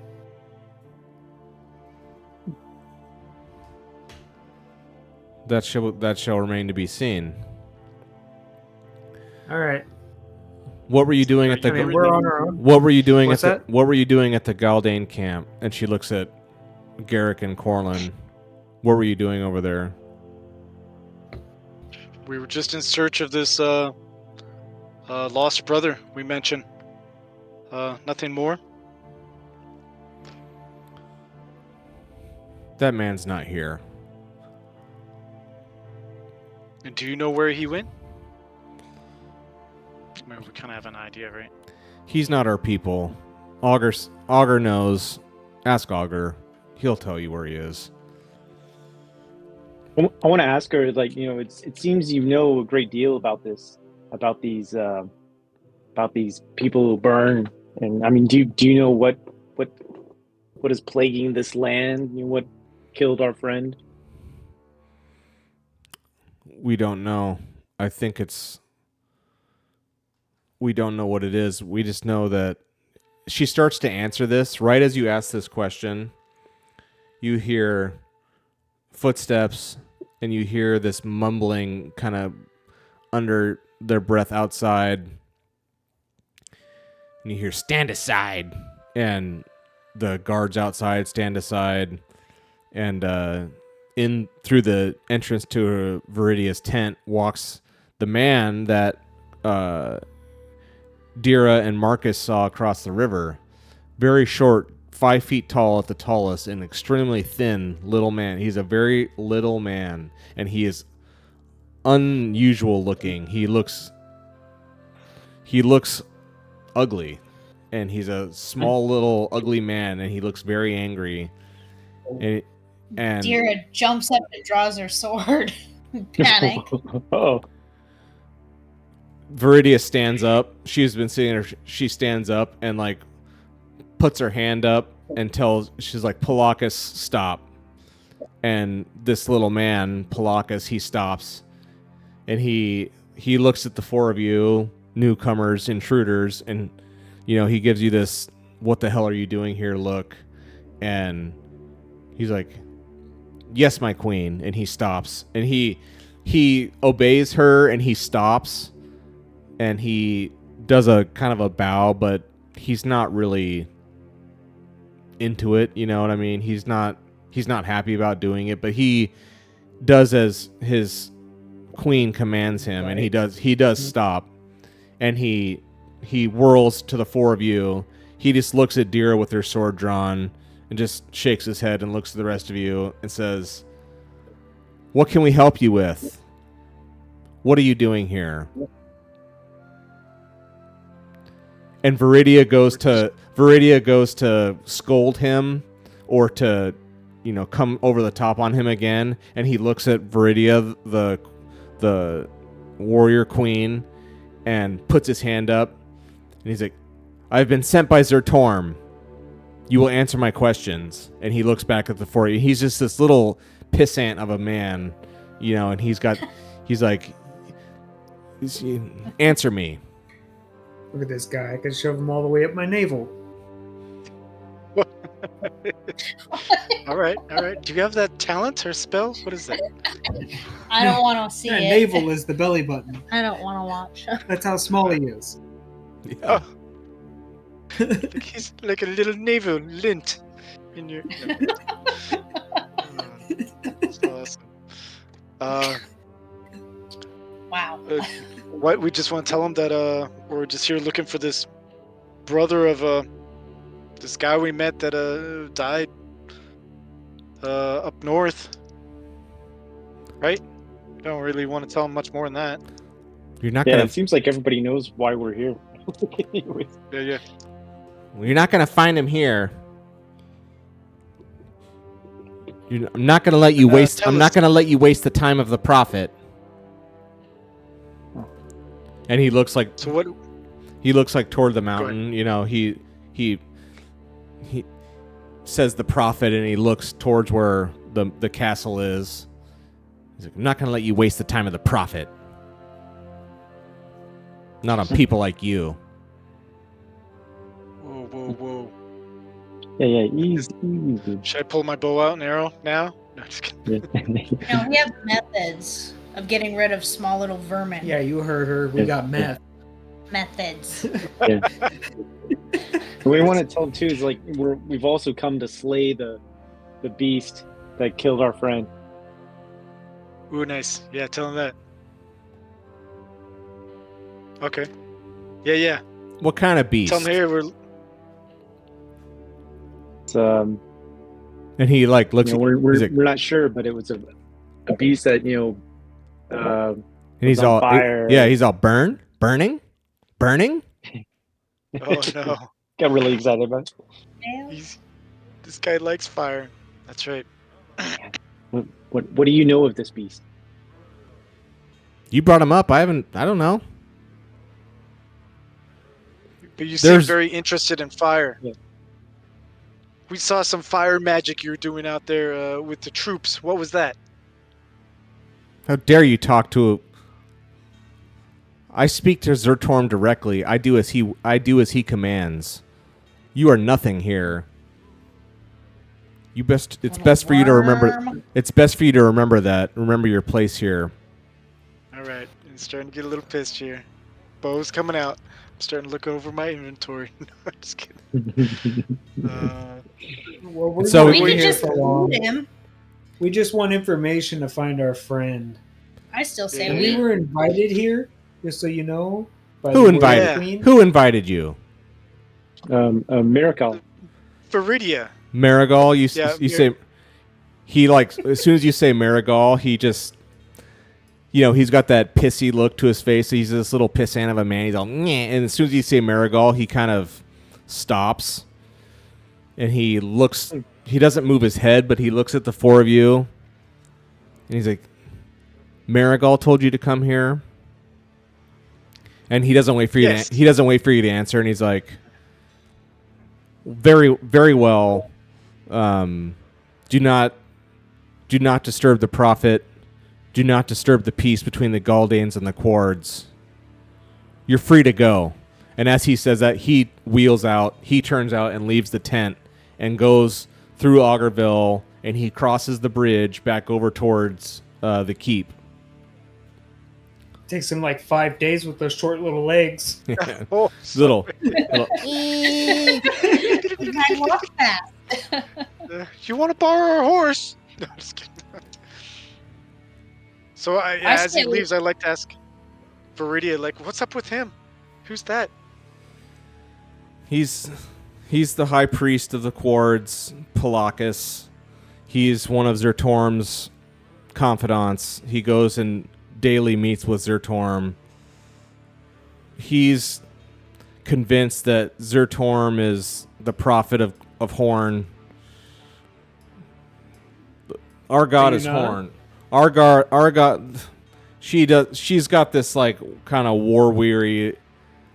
I'm so sick of everyone's gods and all this. That's she doesn't say that, but if you ask her, like, is that your god? She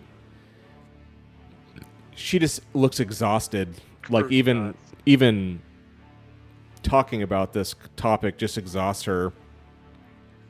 And she's like, I can see that. the Asline god is Horn, the volcano god. He is our god. That's true. He is our god, and we will get our land back for him one day. The Ashen Vale will be ours again. Zertorm will lead us back there, and we will fight. We will destroy Zygofer and his demons, and we will reclaim our land once again. I know that's going to happen.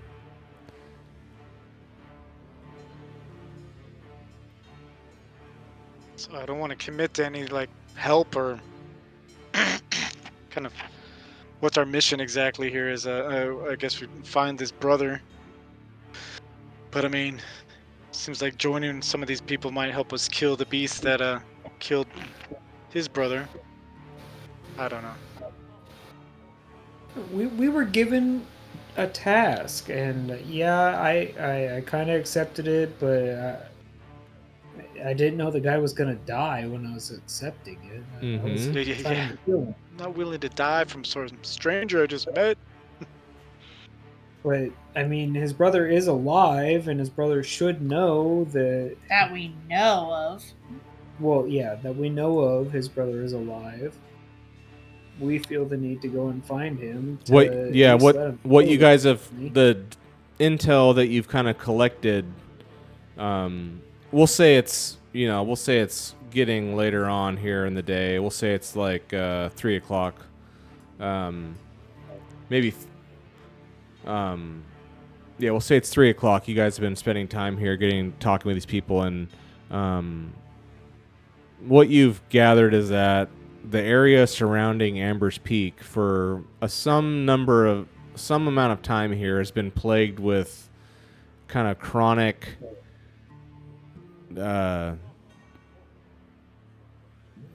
unusual injuries of people coming with burns. It's been happening more and more lately. The Galdanes told Garrick and Corlin that all of it is because of the Quards and their obsession with Horn, and Palakis saying that it's because Zertorm is some prophet of Horn who's this volcano fire god. The Quards, Palakis was obviously definitely a son of a bitch. but he didn't really let on anything. And Viridia, the Cord leader, kind of just seems over the whole topic and doesn't really know what she believes. But I still say we're short on food, and we go after the little guy, and he'd make a couple days worth. he is back. Palakis has retreated to the keep. Yeah, I don't think there's like a lot of meat on him anyway. Mostly Was bone. Palaka's It'll make me feel a major figure in your society until after Zortorm? He is fanatical to Zertorm, and Palakis is the one who says that he got a vision from Horn that Zertorm is his prophet in the land. His physicalized prophet is Zertorm. That is what Palakis says, and that's what Palakis teaches our people. She doesn't say any more than that. Like, she believes that too. She doesn't say that. She's like, that's just the state of things. Palakis says that Zertorm is the prophet of Horn. And, she follows him because she knows he's powerful, and, she believes that, for whatever, you don't know why, but she just believes that he is going to, kill Zygofer, destroy the demons, and then also retake their homeland to the west, far west, beyond the mountains west, one day. And then there are people... I ask her, has anybody ever seen these demons summoned? She shakes her head, no. I've never seen a demon. You've never seen it? I've seen things in my rides. I've seen creatures that are not natural. I've seen things that were... I don't think I've ever seen a demon. Not like the demons that destroyed our land and killed everything. What kind of demons destroyed your land? She just goes silent, and like there's tears. Way to go. Well, I'm not trying to make you cry. I'm just saying. I would like to know, because if we're going to be involved in any way, shape, or form, I want to know what I'm getting into. There's nothing you can do to fight those demons. There's nothing you can do. You need... Beg to differ. We just killed one. I don't want to tell her that, but... Yeah. I'd like to ask her... Yeah. She looks at, she sees that you're some sort of magic wielders. She looks and she's like, there's too many of them. They're too powerful. They're more powerful. You need Zertorm. You need the army. We look at us. Have you seen him kill any of them? We've not yet begun to fight. He's massing now. That's what we're doing. That's what we're doing here. We're massing our army in order to invade and launch on Zygofer. Okay. Can he kill them, ask though? her. Has anybody ever seen him murder one of these demons? Oh, what if he's like the Wizard of Oz, behind a little curtain? Nobody ever sees him. I feel like we need to go and talk to this Zertorm guy directly. I doubt we'd get access, especially since we, we'll just force our way insulted in. the short-legged man. We'll drown him. Give him some fireworks or something cool that lights on fire, and he'd be distracted he's and all obsessed with fire. excited. Just go set a tent on fire. Give him a sparkler. Hey, Placus, look over here. No, I'd like to ask her, tell her like, hey, the Galdanes, they think you guys, you Cords over here, have something to do with these serpent fire beasts that have killed some people or whatever. What do you have to say to that? There are a bunch of backwards traditionalists that refuse. She looks around, her tent, kind of like side eye, looks around and sees like these opulent couches and this wood table, that immaculate, enormous table in her chair, and just the level of decadence that they're living in here. and the colors and everything, the ornate armor, the horses that are perfectly kept, compared to that group down there who are very much more humble and modest and, workmanlike. And she's like, they're just jealous that, they're just stuck in the old ways. They like living the old ways just because they think they're better. Whereas we're just as capable as any Galdane ever is, but we're not foolish enough to just live in destitute, slovenly. We're the king's army. Zertorm will lead us. We don't need to live like peasants anymore to fight and to be, the best fighters in the land. They're just choosing to live that way because they're just old traditionalists. Interesting. Okay.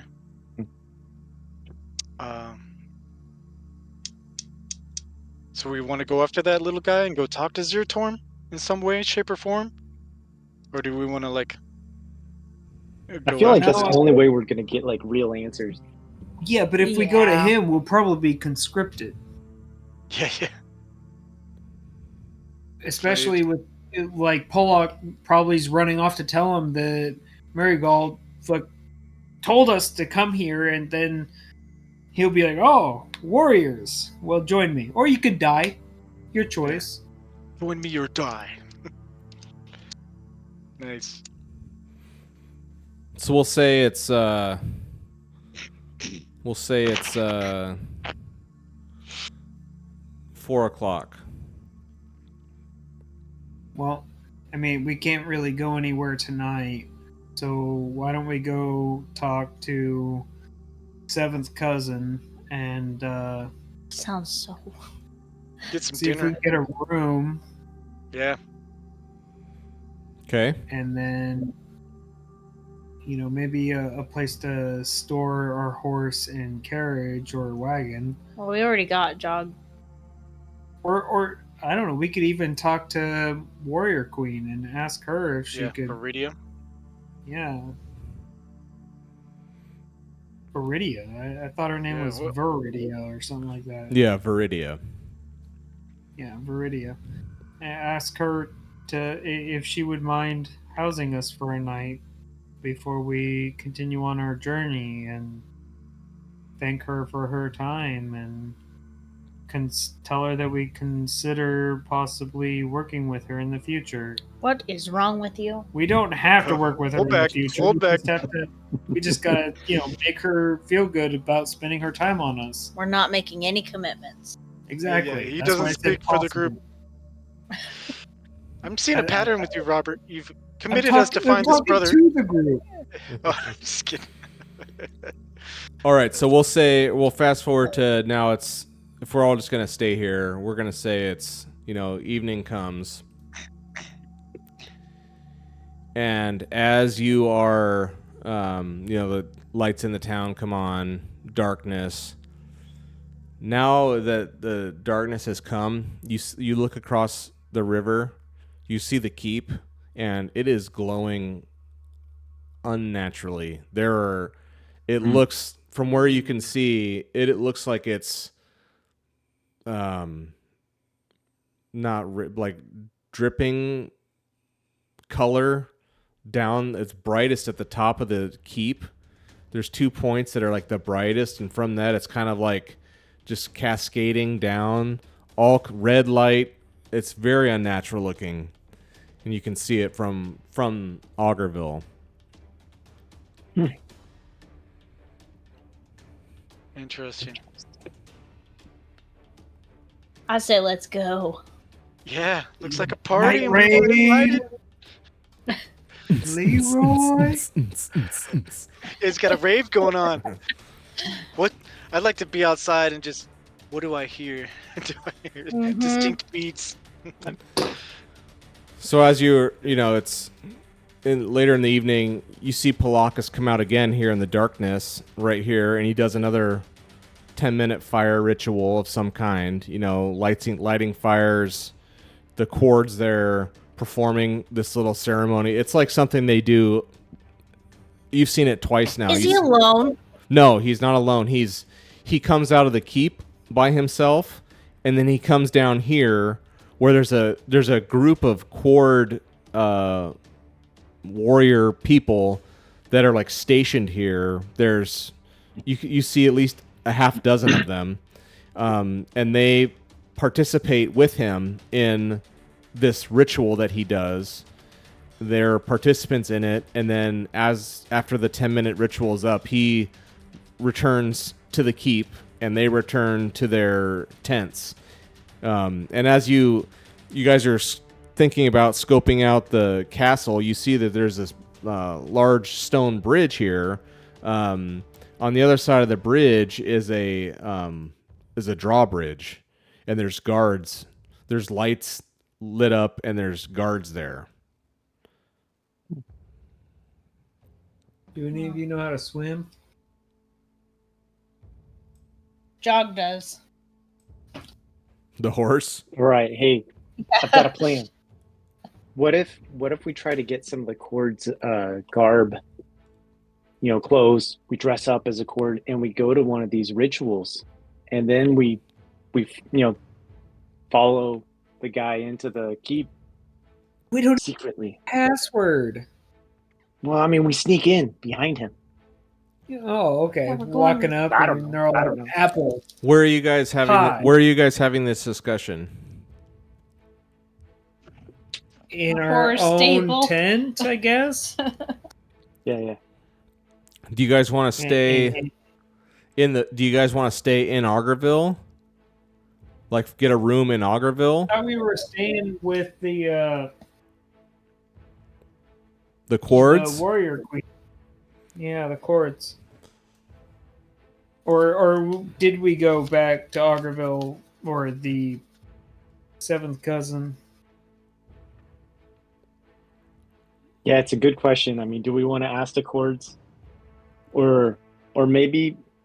Yeah, I don't know. They did invite us. Everyone else didn't, but they were the only group that invited us to come visit. Well, she invited. was wel- She welcomed you to her. She welcomed you to her tent, and showed you. So that She showed you like formal hospitality of a Stay kind. with her. But she didn't invite you to stay with her at the camp. She just let you into her tent to have a talk. yeah, but I mean, we just kind of showed up on everyone else's front porch, and then she invited us. So we could ask if she wouldn't mind us camping out for a night before we on our way. She agrees. Okay. Yeah. And can we ask her for some clothes? Because we're really stinky. We've been traveling for days. You need a new outfit, yeah. Yeah. You earn these Maybe clothes. preferably- She's just like insulted that you would ask that. Like look how nice look how nice this is. Like you earn these clothes. You don't get these. You're not given these clothes. You earn them. No. Okay. But yes, you can stay with us. You can rest in the Cord camp tonight. Your possessions will be untouched. Well, thank you for your kindness. Yeah, thank you. So we'll say it's right around 6 o'clock. Do we want to do anything else tonight? Well, we do need to rest. Yeah, we do need to rest. I mean, I do want to do something, but What do you want to do? cause trouble. So, make our camp tent in the little Cords little thing there, and then head to the tavern, pick a fight. No, just kidding. Well, we could rest for a little bit and in the middle of the night do something. Yeah. Yeah. What's our plan? I mean, do we want to try to meet with this Zerton? Sneak uninvited into his castle in the middle of the night and then say, Yeah. "Hey, That friend." might be a bad idea. Hi, friend. Surprise! Happy birthday! Yeah, that might be a bad idea. How do you know it's his birthday? No. So did we say we want to set up camp in the cords and then go to the tavern, or sleep, or what? Honestly, I'm just gonna rest. Okay. I mean, if we get in good with any other camp, you know, I mean, this one obviously has mages, ice mages, which is awesome for me. If you guys want to Selfish. get into, you know, cahoots with another camp, that's fine if they have what you need. But That's awesome. right now, we need to save someone, and now we have a friend ish. Yeah, right. Nice. That's true. That's true. Okay, so I've got Yeah. Marcus. Sounds like he wants to rest for this quarter day from 6 to midnight. What do the rest of you want to do? I'll I'm rest. good going. Begrudgingly. Maybe go to the tavern and Yeah, I want to go back ask to the more tavern too. questions. Okay. So we'll say Seventh cousin. Marcus and Dira set up, and they are sleeping now. And now Garrick and Corlin go back to Augur 7th Cousin's Tavern in Augurville. And much busier now. Tables are full. Augur behind the counter doing his thing.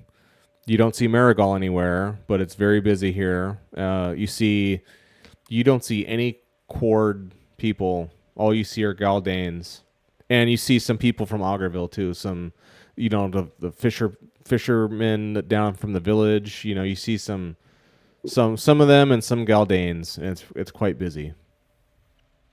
Okay. I don't know if the seventh cousin there, dude is able to talk, but I'd like to ask him, hey, where's the cords? Why is it just the Cords aren't Galdanes in welcome right here. now? Cords are not welcome here. They were in here earlier today, weren't Galdanes are here, and Cords are never in here. they? Oh, it was Galdanes we saw. Okay. Interesting. They bring Why not? Why aren't they? He's hesitant to say anything. He's like, their ways are not the right ways. Zertorm says keep the peace, but he has a visible level of kind of, not disgust, but just he doesn't respect them. Non-verbally, you can just tell that he just does not respect Cords, but Galdanes are welcome. Interesting.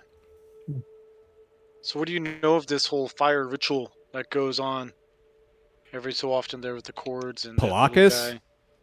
Yeah. That son of a bitch. Like, he doesn't like Palakis. And it's like, Mutual. We don't like him either. no one likes him except Zertorm, and we don't even know why. It's like, no,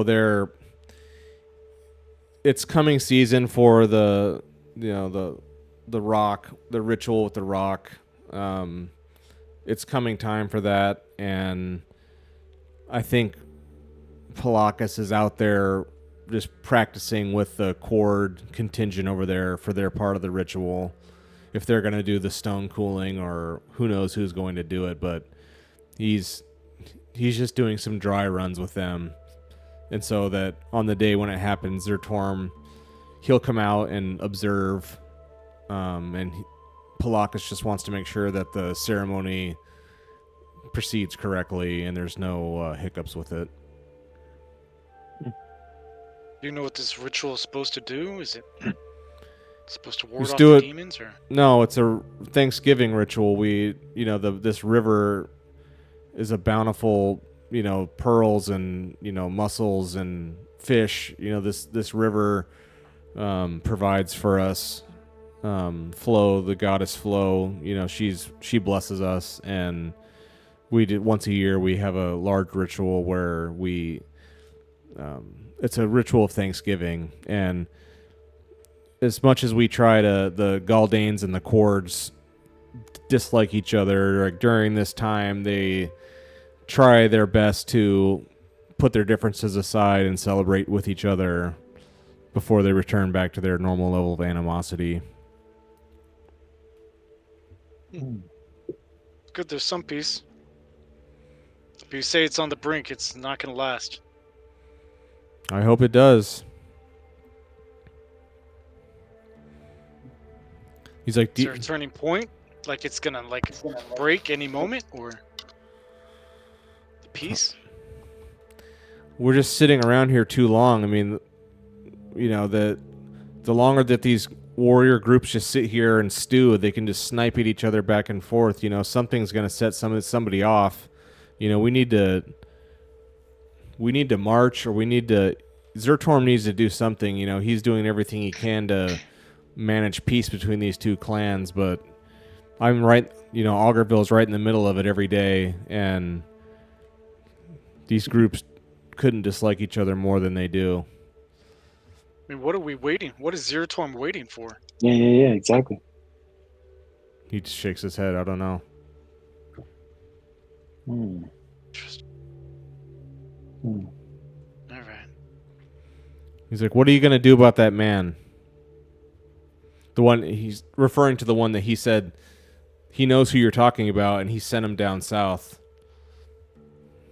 You sent him down south to get healed because he wasn't gonna find the healing here in this town. So I sent him just to go be safe because it's dangerous here. I sent okay. him somewhere, but his brother's dead. I know it. No one survives. That was the first time he's seen that kind of thing, and he was terrified. He came here, but we've seen too much of it, and I don't know what it is, but I know something's doing it, or something. I don't know, but what are you gonna do about that man?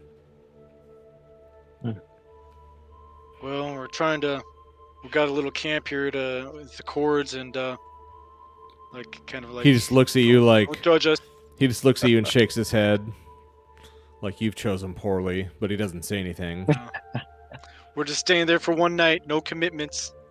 But in the morning, possibly we'll go after this brother, this guy. Trying to figure it out. What do you think we should do? What do you want? Why are you here if you don't want to join his army? You're here just to follow up that one man? Initially, but like I say, we're just trying to figure out tonight what we want to do. I mean, we're just kind of lonely little explorers, hunters. Yeah. No commitments right now. Well, if you want to find him, here's where he is. And he doesn't give you a map, but he explains, go this way and you'll find him, if you want to find him. Go past the third oak tree, turn left. Yeah, exactly. He's not too far away. Okay. I mean, he's not very, very far away. He's close. But Like he's a half a day's journey? something like that. He tells you how to get there if that's where you guys wanted to go.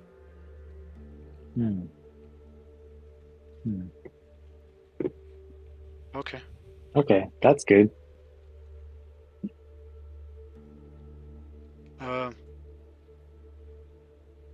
What do you want to do right now, Joe? I kind of want to go Yeah, I outside don't know. and I go mean, down that bridge towards Zeratorm, just kind of look around. I don't know. well, It's there's like we're in a there's new like a town. It's Vegas. It's nighttime. I want to go check out the sights. no. No, I don't. But yeah, there's like a drawbridge at the end of that stone bridge, right? Yes, and there's guards. Or something. And there's guards. Yeah, I don't know if I would necessarily want to mess with those guys. We could taunt him, make fun of him. Yeah, I know exactly. No. Hmm. Yeah, probably not a bad idea. Not a good I want to idea. ask the barkeep. It was like, have you ever seen this Zartan guy before? Zeratorm. A few times. Zartan? He mostly keeps to himself, but I've seen him. He comes and watches the ceremony, the rock-breaking ceremony. Does he favor one group more than another, like the Cords versus the Galdanes? I've never spoken to him. Yeah. Interesting. I'm gonna ask him what would one have to do if we wanted to meet with him.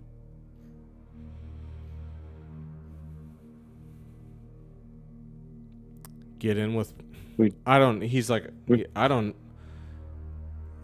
would never want to meet with him. He's terrifying, but I mean, the people that meet him are Palakis and Skunza. Those are the only two, and Marigal, of course. Those are the only people I know who ever go into the keep. Who's Gunza? Yeah, Sorry, yeah. I'm not there. Skun- You're not there. But yes, we won. I'll ask him. Who's Skunza? he leads the Galdanes. Oh, That's why we don't know him. Well, I mean, we met the leader of the other clan, but It was some she's lady only talking telling to me- us most time, right? I don't It think was we a actually met Skunza. No, you met someone else. Viridia or whatever. Viridia is the leader of the Quards. Well, yeah, but Pollock's the ones that meets with him, but Viridia isn't.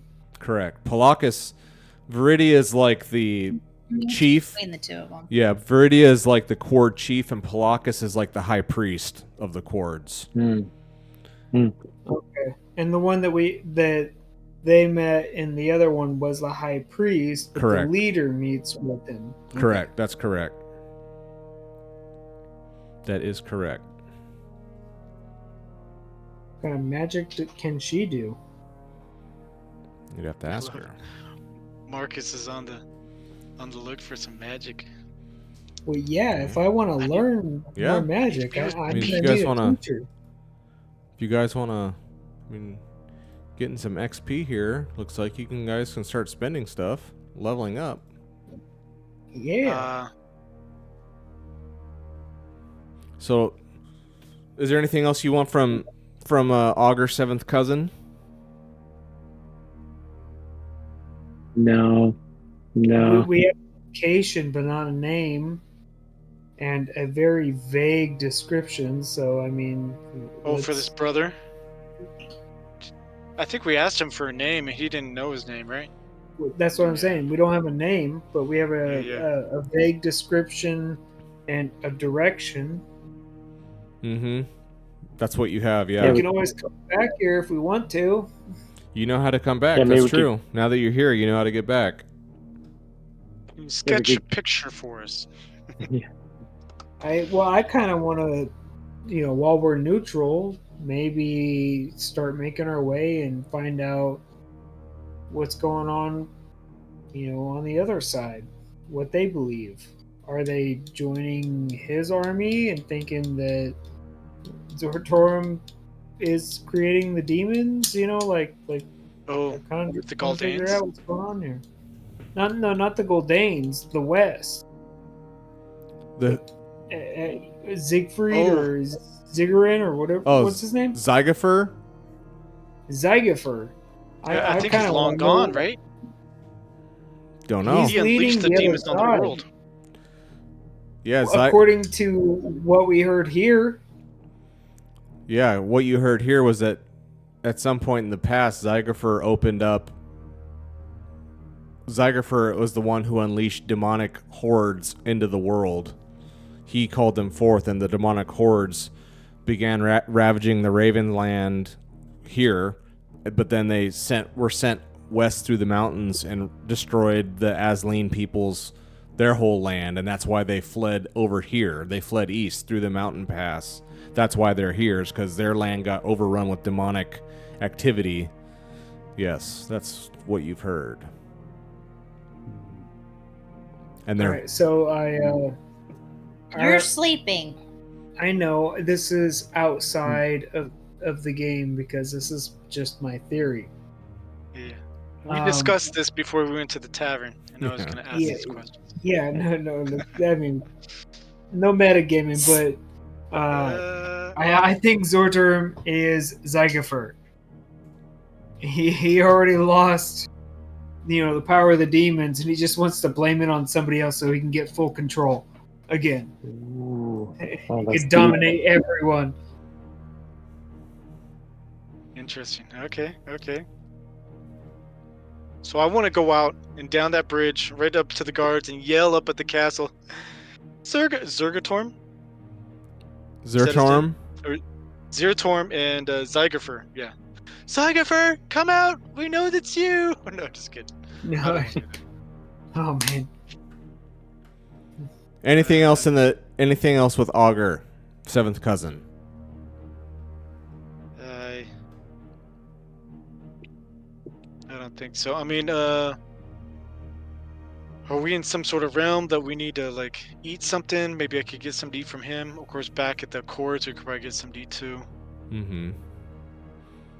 Yeah, I mean, I feel like between now and the morning, you guys will get some food. They're going to be rested up. You guys are going to have to rest here soon. When you're in town like this, it doesn't really, there's something to be had whenever you want it. Okay. Do we observe how frequent these kind of fire ritual training sessions happen? I mean, they don't happen through the night, do they? Dira and Corlin saw one in the morning, and then you guys or whoever saw one in the evening. So it looked like there's one in the morning and one at night. Okay. And they're little like 10-minute things. Did we So notice anybody other than the Cords go to it? No. A few Cords, a handful of Cord warriors or something, guards, and Palakis. Well, I think that answers who his favorite is. The Cords, right? I mean, they're putting forth the effort and the ritual and all this stuff. The Galdanes, they ain't doing nothing. Just sitting in the tavern drinking. I don't know. Interesting.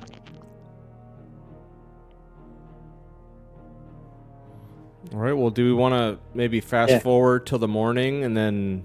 Yeah, you guys... go and rest. Yeah. So we'll say that, and then you guys... So we'll say now it's morning time, everyone's rested up, and now who wants to work on any kind of like leveling up? You all have a bunch of XP, I think. Like all of you. Yeah. Yeah, I have You seven. were talking about like in gaining XP, but that's at the end of the game, right? Or That's when whatever? any XP that you earn for the session is at the end, but you guys can level up in the game as long as you spend a quarter day. You can gain whatever skills or talents that you want. Really, you have to roll for it and you have to spend a quarter day attempting to get it. But yeah, you guys can do it whenever. Well, I have 6 experience. If I was going to learn from a ice mage, would I be able to gain the path of that in my respected? Yeah, you could learn the path? Yeah, you can learn. Good. Yes, you can learn the ice affinity. Is that what you're going for? Yeah. Yeah, you can learn that. You can learn level 1 of ice affinity. All right, I wouldn't mind trying that. Okay. So let me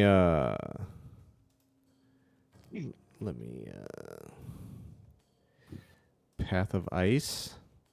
So yeah, you're going to spend so this is going to be noon by the time we're leaving. So I'll just fast forward that so we know. So from 6 in the morning till noon, Marcus is going to spend time with the Cord mages and get taught rudimentary Path of Ice.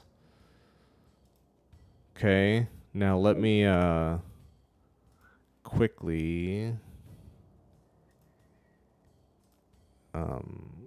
Okay, yeah, we'll do that. So I'll get that later. I'll get your 3 level 1 ice spells and your 3 level 2 ice spells that you can use. I don't have to roll because I have a teacher? Right. And instead of costing 15, it only costs 5. Okay, yeah, okay. So yeah, now Marcus is down to 1 XP. Yes. So I'll just Nice. All right. Anyone else want to get any kind of training or leveling up? Honestly, I haven't really thought about it too much. That's okay. We can do it. We can do it at the start of next session or something. You don't have to do it now. It's just if anyone's been keeping an eye on something and wants to put some points towards something, you can totally do it. Yeah, I wanna try to level up. Okay. Same way as Marcus. Is there a uh, Another sorcerers path. following the path of blood? I guess. I mean, it would be a different path, but Yeah, it's along the same lines of your sorcery yeah. because you get multiple choices I don't know what I for. should try to level up. So do you want to Maybe go? maybe level up Firewalker. Well, Firewalker is a level 1 spell. So you Oh, can do. There's multiple paths or schools of magic. Like you are a yeah, path of blood.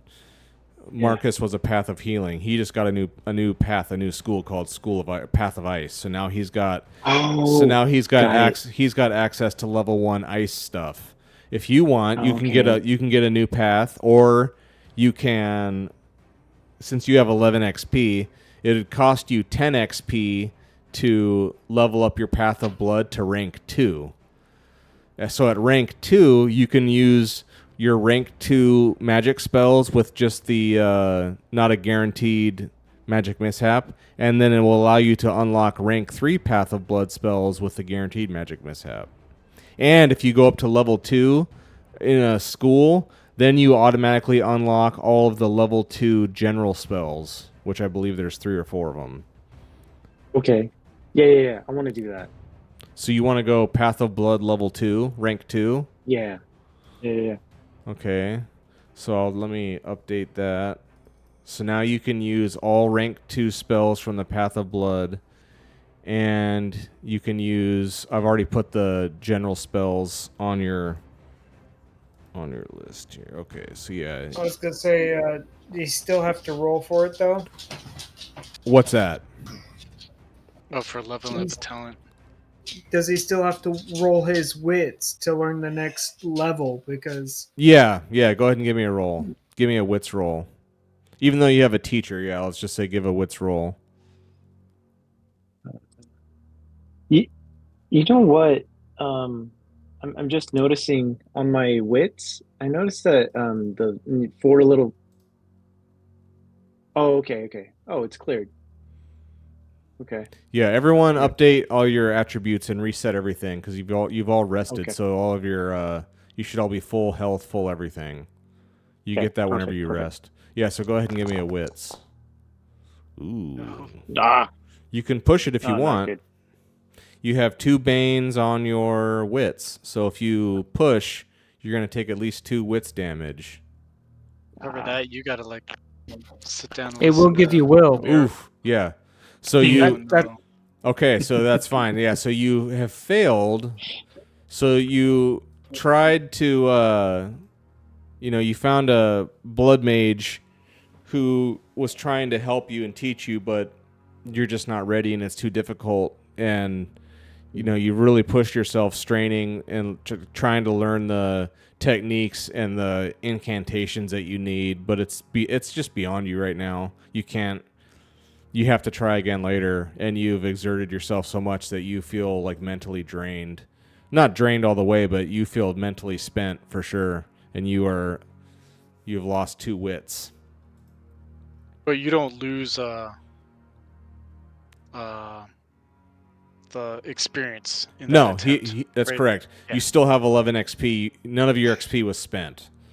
So Oh, okay. yeah, Okay. so you I'll didn't try again. Yeah, you didn't just wait. It's And gonna that's take that's longer. true. Like if you fail a roll and you push and you get damaged, that's how you gain willpower. So now you're up to 5 willpower, which is how you power your spells. So it's not a complete waste, It's just not yet. Does Dira want to do anything? Do you have any training you want to do? I'm kind of looking over them right now, Okay. but I'm not really sure. Okay, that's fine. So we'll say, and then who will? Garrick, you're the same. You're just gonna look it over for now. Yeah. Okay. So it's midday.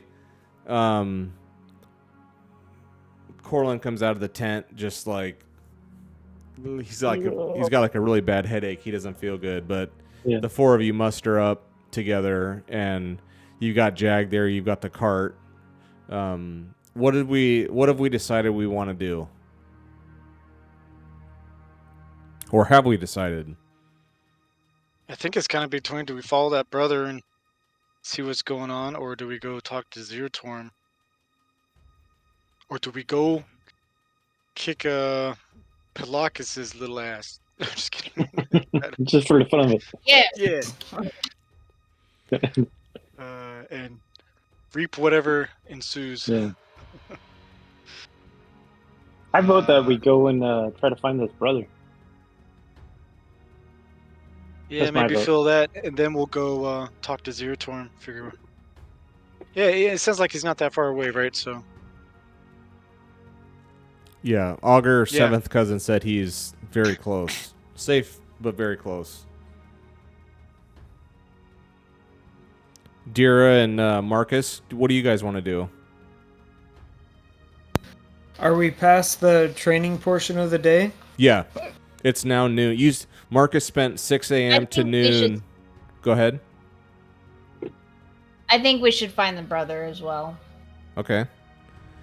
Let's do that before we die. Yes. Wait, he might give Let's us some have information something positive. It's that true. we could Yeah. kill. We might be able to kill whatever killed the other one. Get some more knowledge on that. Oh yeah, Yeah, good that would point, be an good point. experience point. That is what the dead man said. Like, find my brother and kill the thing that killed me. He did say that. Okay, so you're all ready to. You're all fed and everything, and you're ready to get on the road and go find this brother. Mhm. Okay. All right. So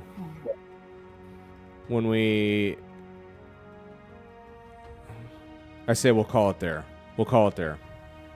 Okay, Very good. that's great. This is so fun. Yes. Not a lot happened on this one. Oh, Well, no, there's like that's okay. 1, 2, 3, 4, 5 NPCs that we encountered. Well, no, one of them we actually haven't talked to yet. It's great. It's getting in depth. Only I talked like to like one of them about the blood mist, though. What was that? It'd be nice to find someone who knew what the blood mist was and how it was lifted. Yeah. If it could come back. Yep. That's one of the big reasons why no one else in your village ever left, because no one knows why it ever showed up in the first place. No one knows why it disappeared. No one knows if it's ever going to come back. There's just too many unknowns for most people to feel comfortable ever leaving. They're just holed up in their little towns, not leaving because they don't want to be out in the wilderness when it happens again. No one, you haven't met anyone that knows anything about that. That is true. But It seems like this miracle lady seems to know quite a bit about it. Oh, Not that she's she'll another tell us. NPC. yes, you ran into Marigal and Marigold. Merigall. Miracle. Merigall. Marigal. Yep, you ran into her. Good stuff. Good stuff. All right. She played a lute. Yes, she did. Very cool. I love Thanks, how we're Mike. like really It's been a lot of fun. avoiding meeting this wizard. Yeah. Really don't want to meet this guy. Well, He doesn't seem like the type that'll make us join if we don't want to. I know. Then Might again, be I I got really want another- bad. him in Another person. character rolled up, ready to go. Yeah, exactly. Hopefully, far away from this place, so he won't fall into the same trap. Just- All right. Well, looking over the XP questionnaire, looks like Oh, you yeah. guys got 2. You participated in the game section and you traveled through at least one hex that you had not visited before. Oh, you got 3, because the third question is, did you discover a new adventure site? And Amber's Peak is an adventure site, so that's yes. So Yes. And then did you defeat monsters? No. Did you find treasure? No. Did you upgrade your stronghold? No. Pride, Dark Secret? No. Did you risk your life for another PC? No. Did you perform an extraordinary action? No. So for this session, all of you each earned 3 XP. So put that, add that to your character sheet, or I can. I did. Okay. Got Got it. it. Okay. What is an extraordinary act? Well, you killed the harpy in one shot. That was an extraordinary Yeah. act. Oh, okay. Okay. Yeah. The harpy shouldn't have gone down in that, but you rolled way too many 6s. Yeah. The first attack And I read the rules on that. obliterated. I read the details on that animal later, and you shouldn't have been able to kill it because I think it says softballed it. It's no, I didn't know, but it says something like in one of the details, the harpy can never receive more than 1 damage, no matter how many. It's some feature of it, and I'm like, oh well, yeah, because you roll whatever you rolled like 5 or 6 6s, or I'm like, we're just calling that a headshot. Yeah, 5 6s. I was like, dude, we're just calling that. That was amazing. So I inadvertently like gave you that too easy. I wonder how would you have done that if you could go back? I mean, would you just say? I would just say one still shot? because I mean the chance of rolling 5 6s or whatever is ridiculously It's low. miraculous. I was like, we're just calling Out it. of 7 dice, Yeah, I that was- rolled 9 dice and got nothing, and Yeah. a push and still got nothing. That's Yeah, right? amazing. So, That is amazing, not in a good way. That's awesome. Yeah, that's Yeah. funny. All right, you guys. Well, this was fun, and we'll continue next week. Sound good? Yeah, sounds Sounds good. good. Awesome. All right, Yeah, thank you guys right so on. much. It was fun. Cool. Thanks, Hey, Mike. thank you. All right. Guys, have a good one. would you mind see adding you guys. the experience to my character? Yes, I will add. I don't have my keyboard next to me. Okay, you are Your Got big it. 4. you're big 4 now. All right. Yeah. All right, you I have guys. ice magic. Yep. All right, you guys take care. All right. All right. Have Hey, a take good it night. All right. All right. Bye. Bye. Night.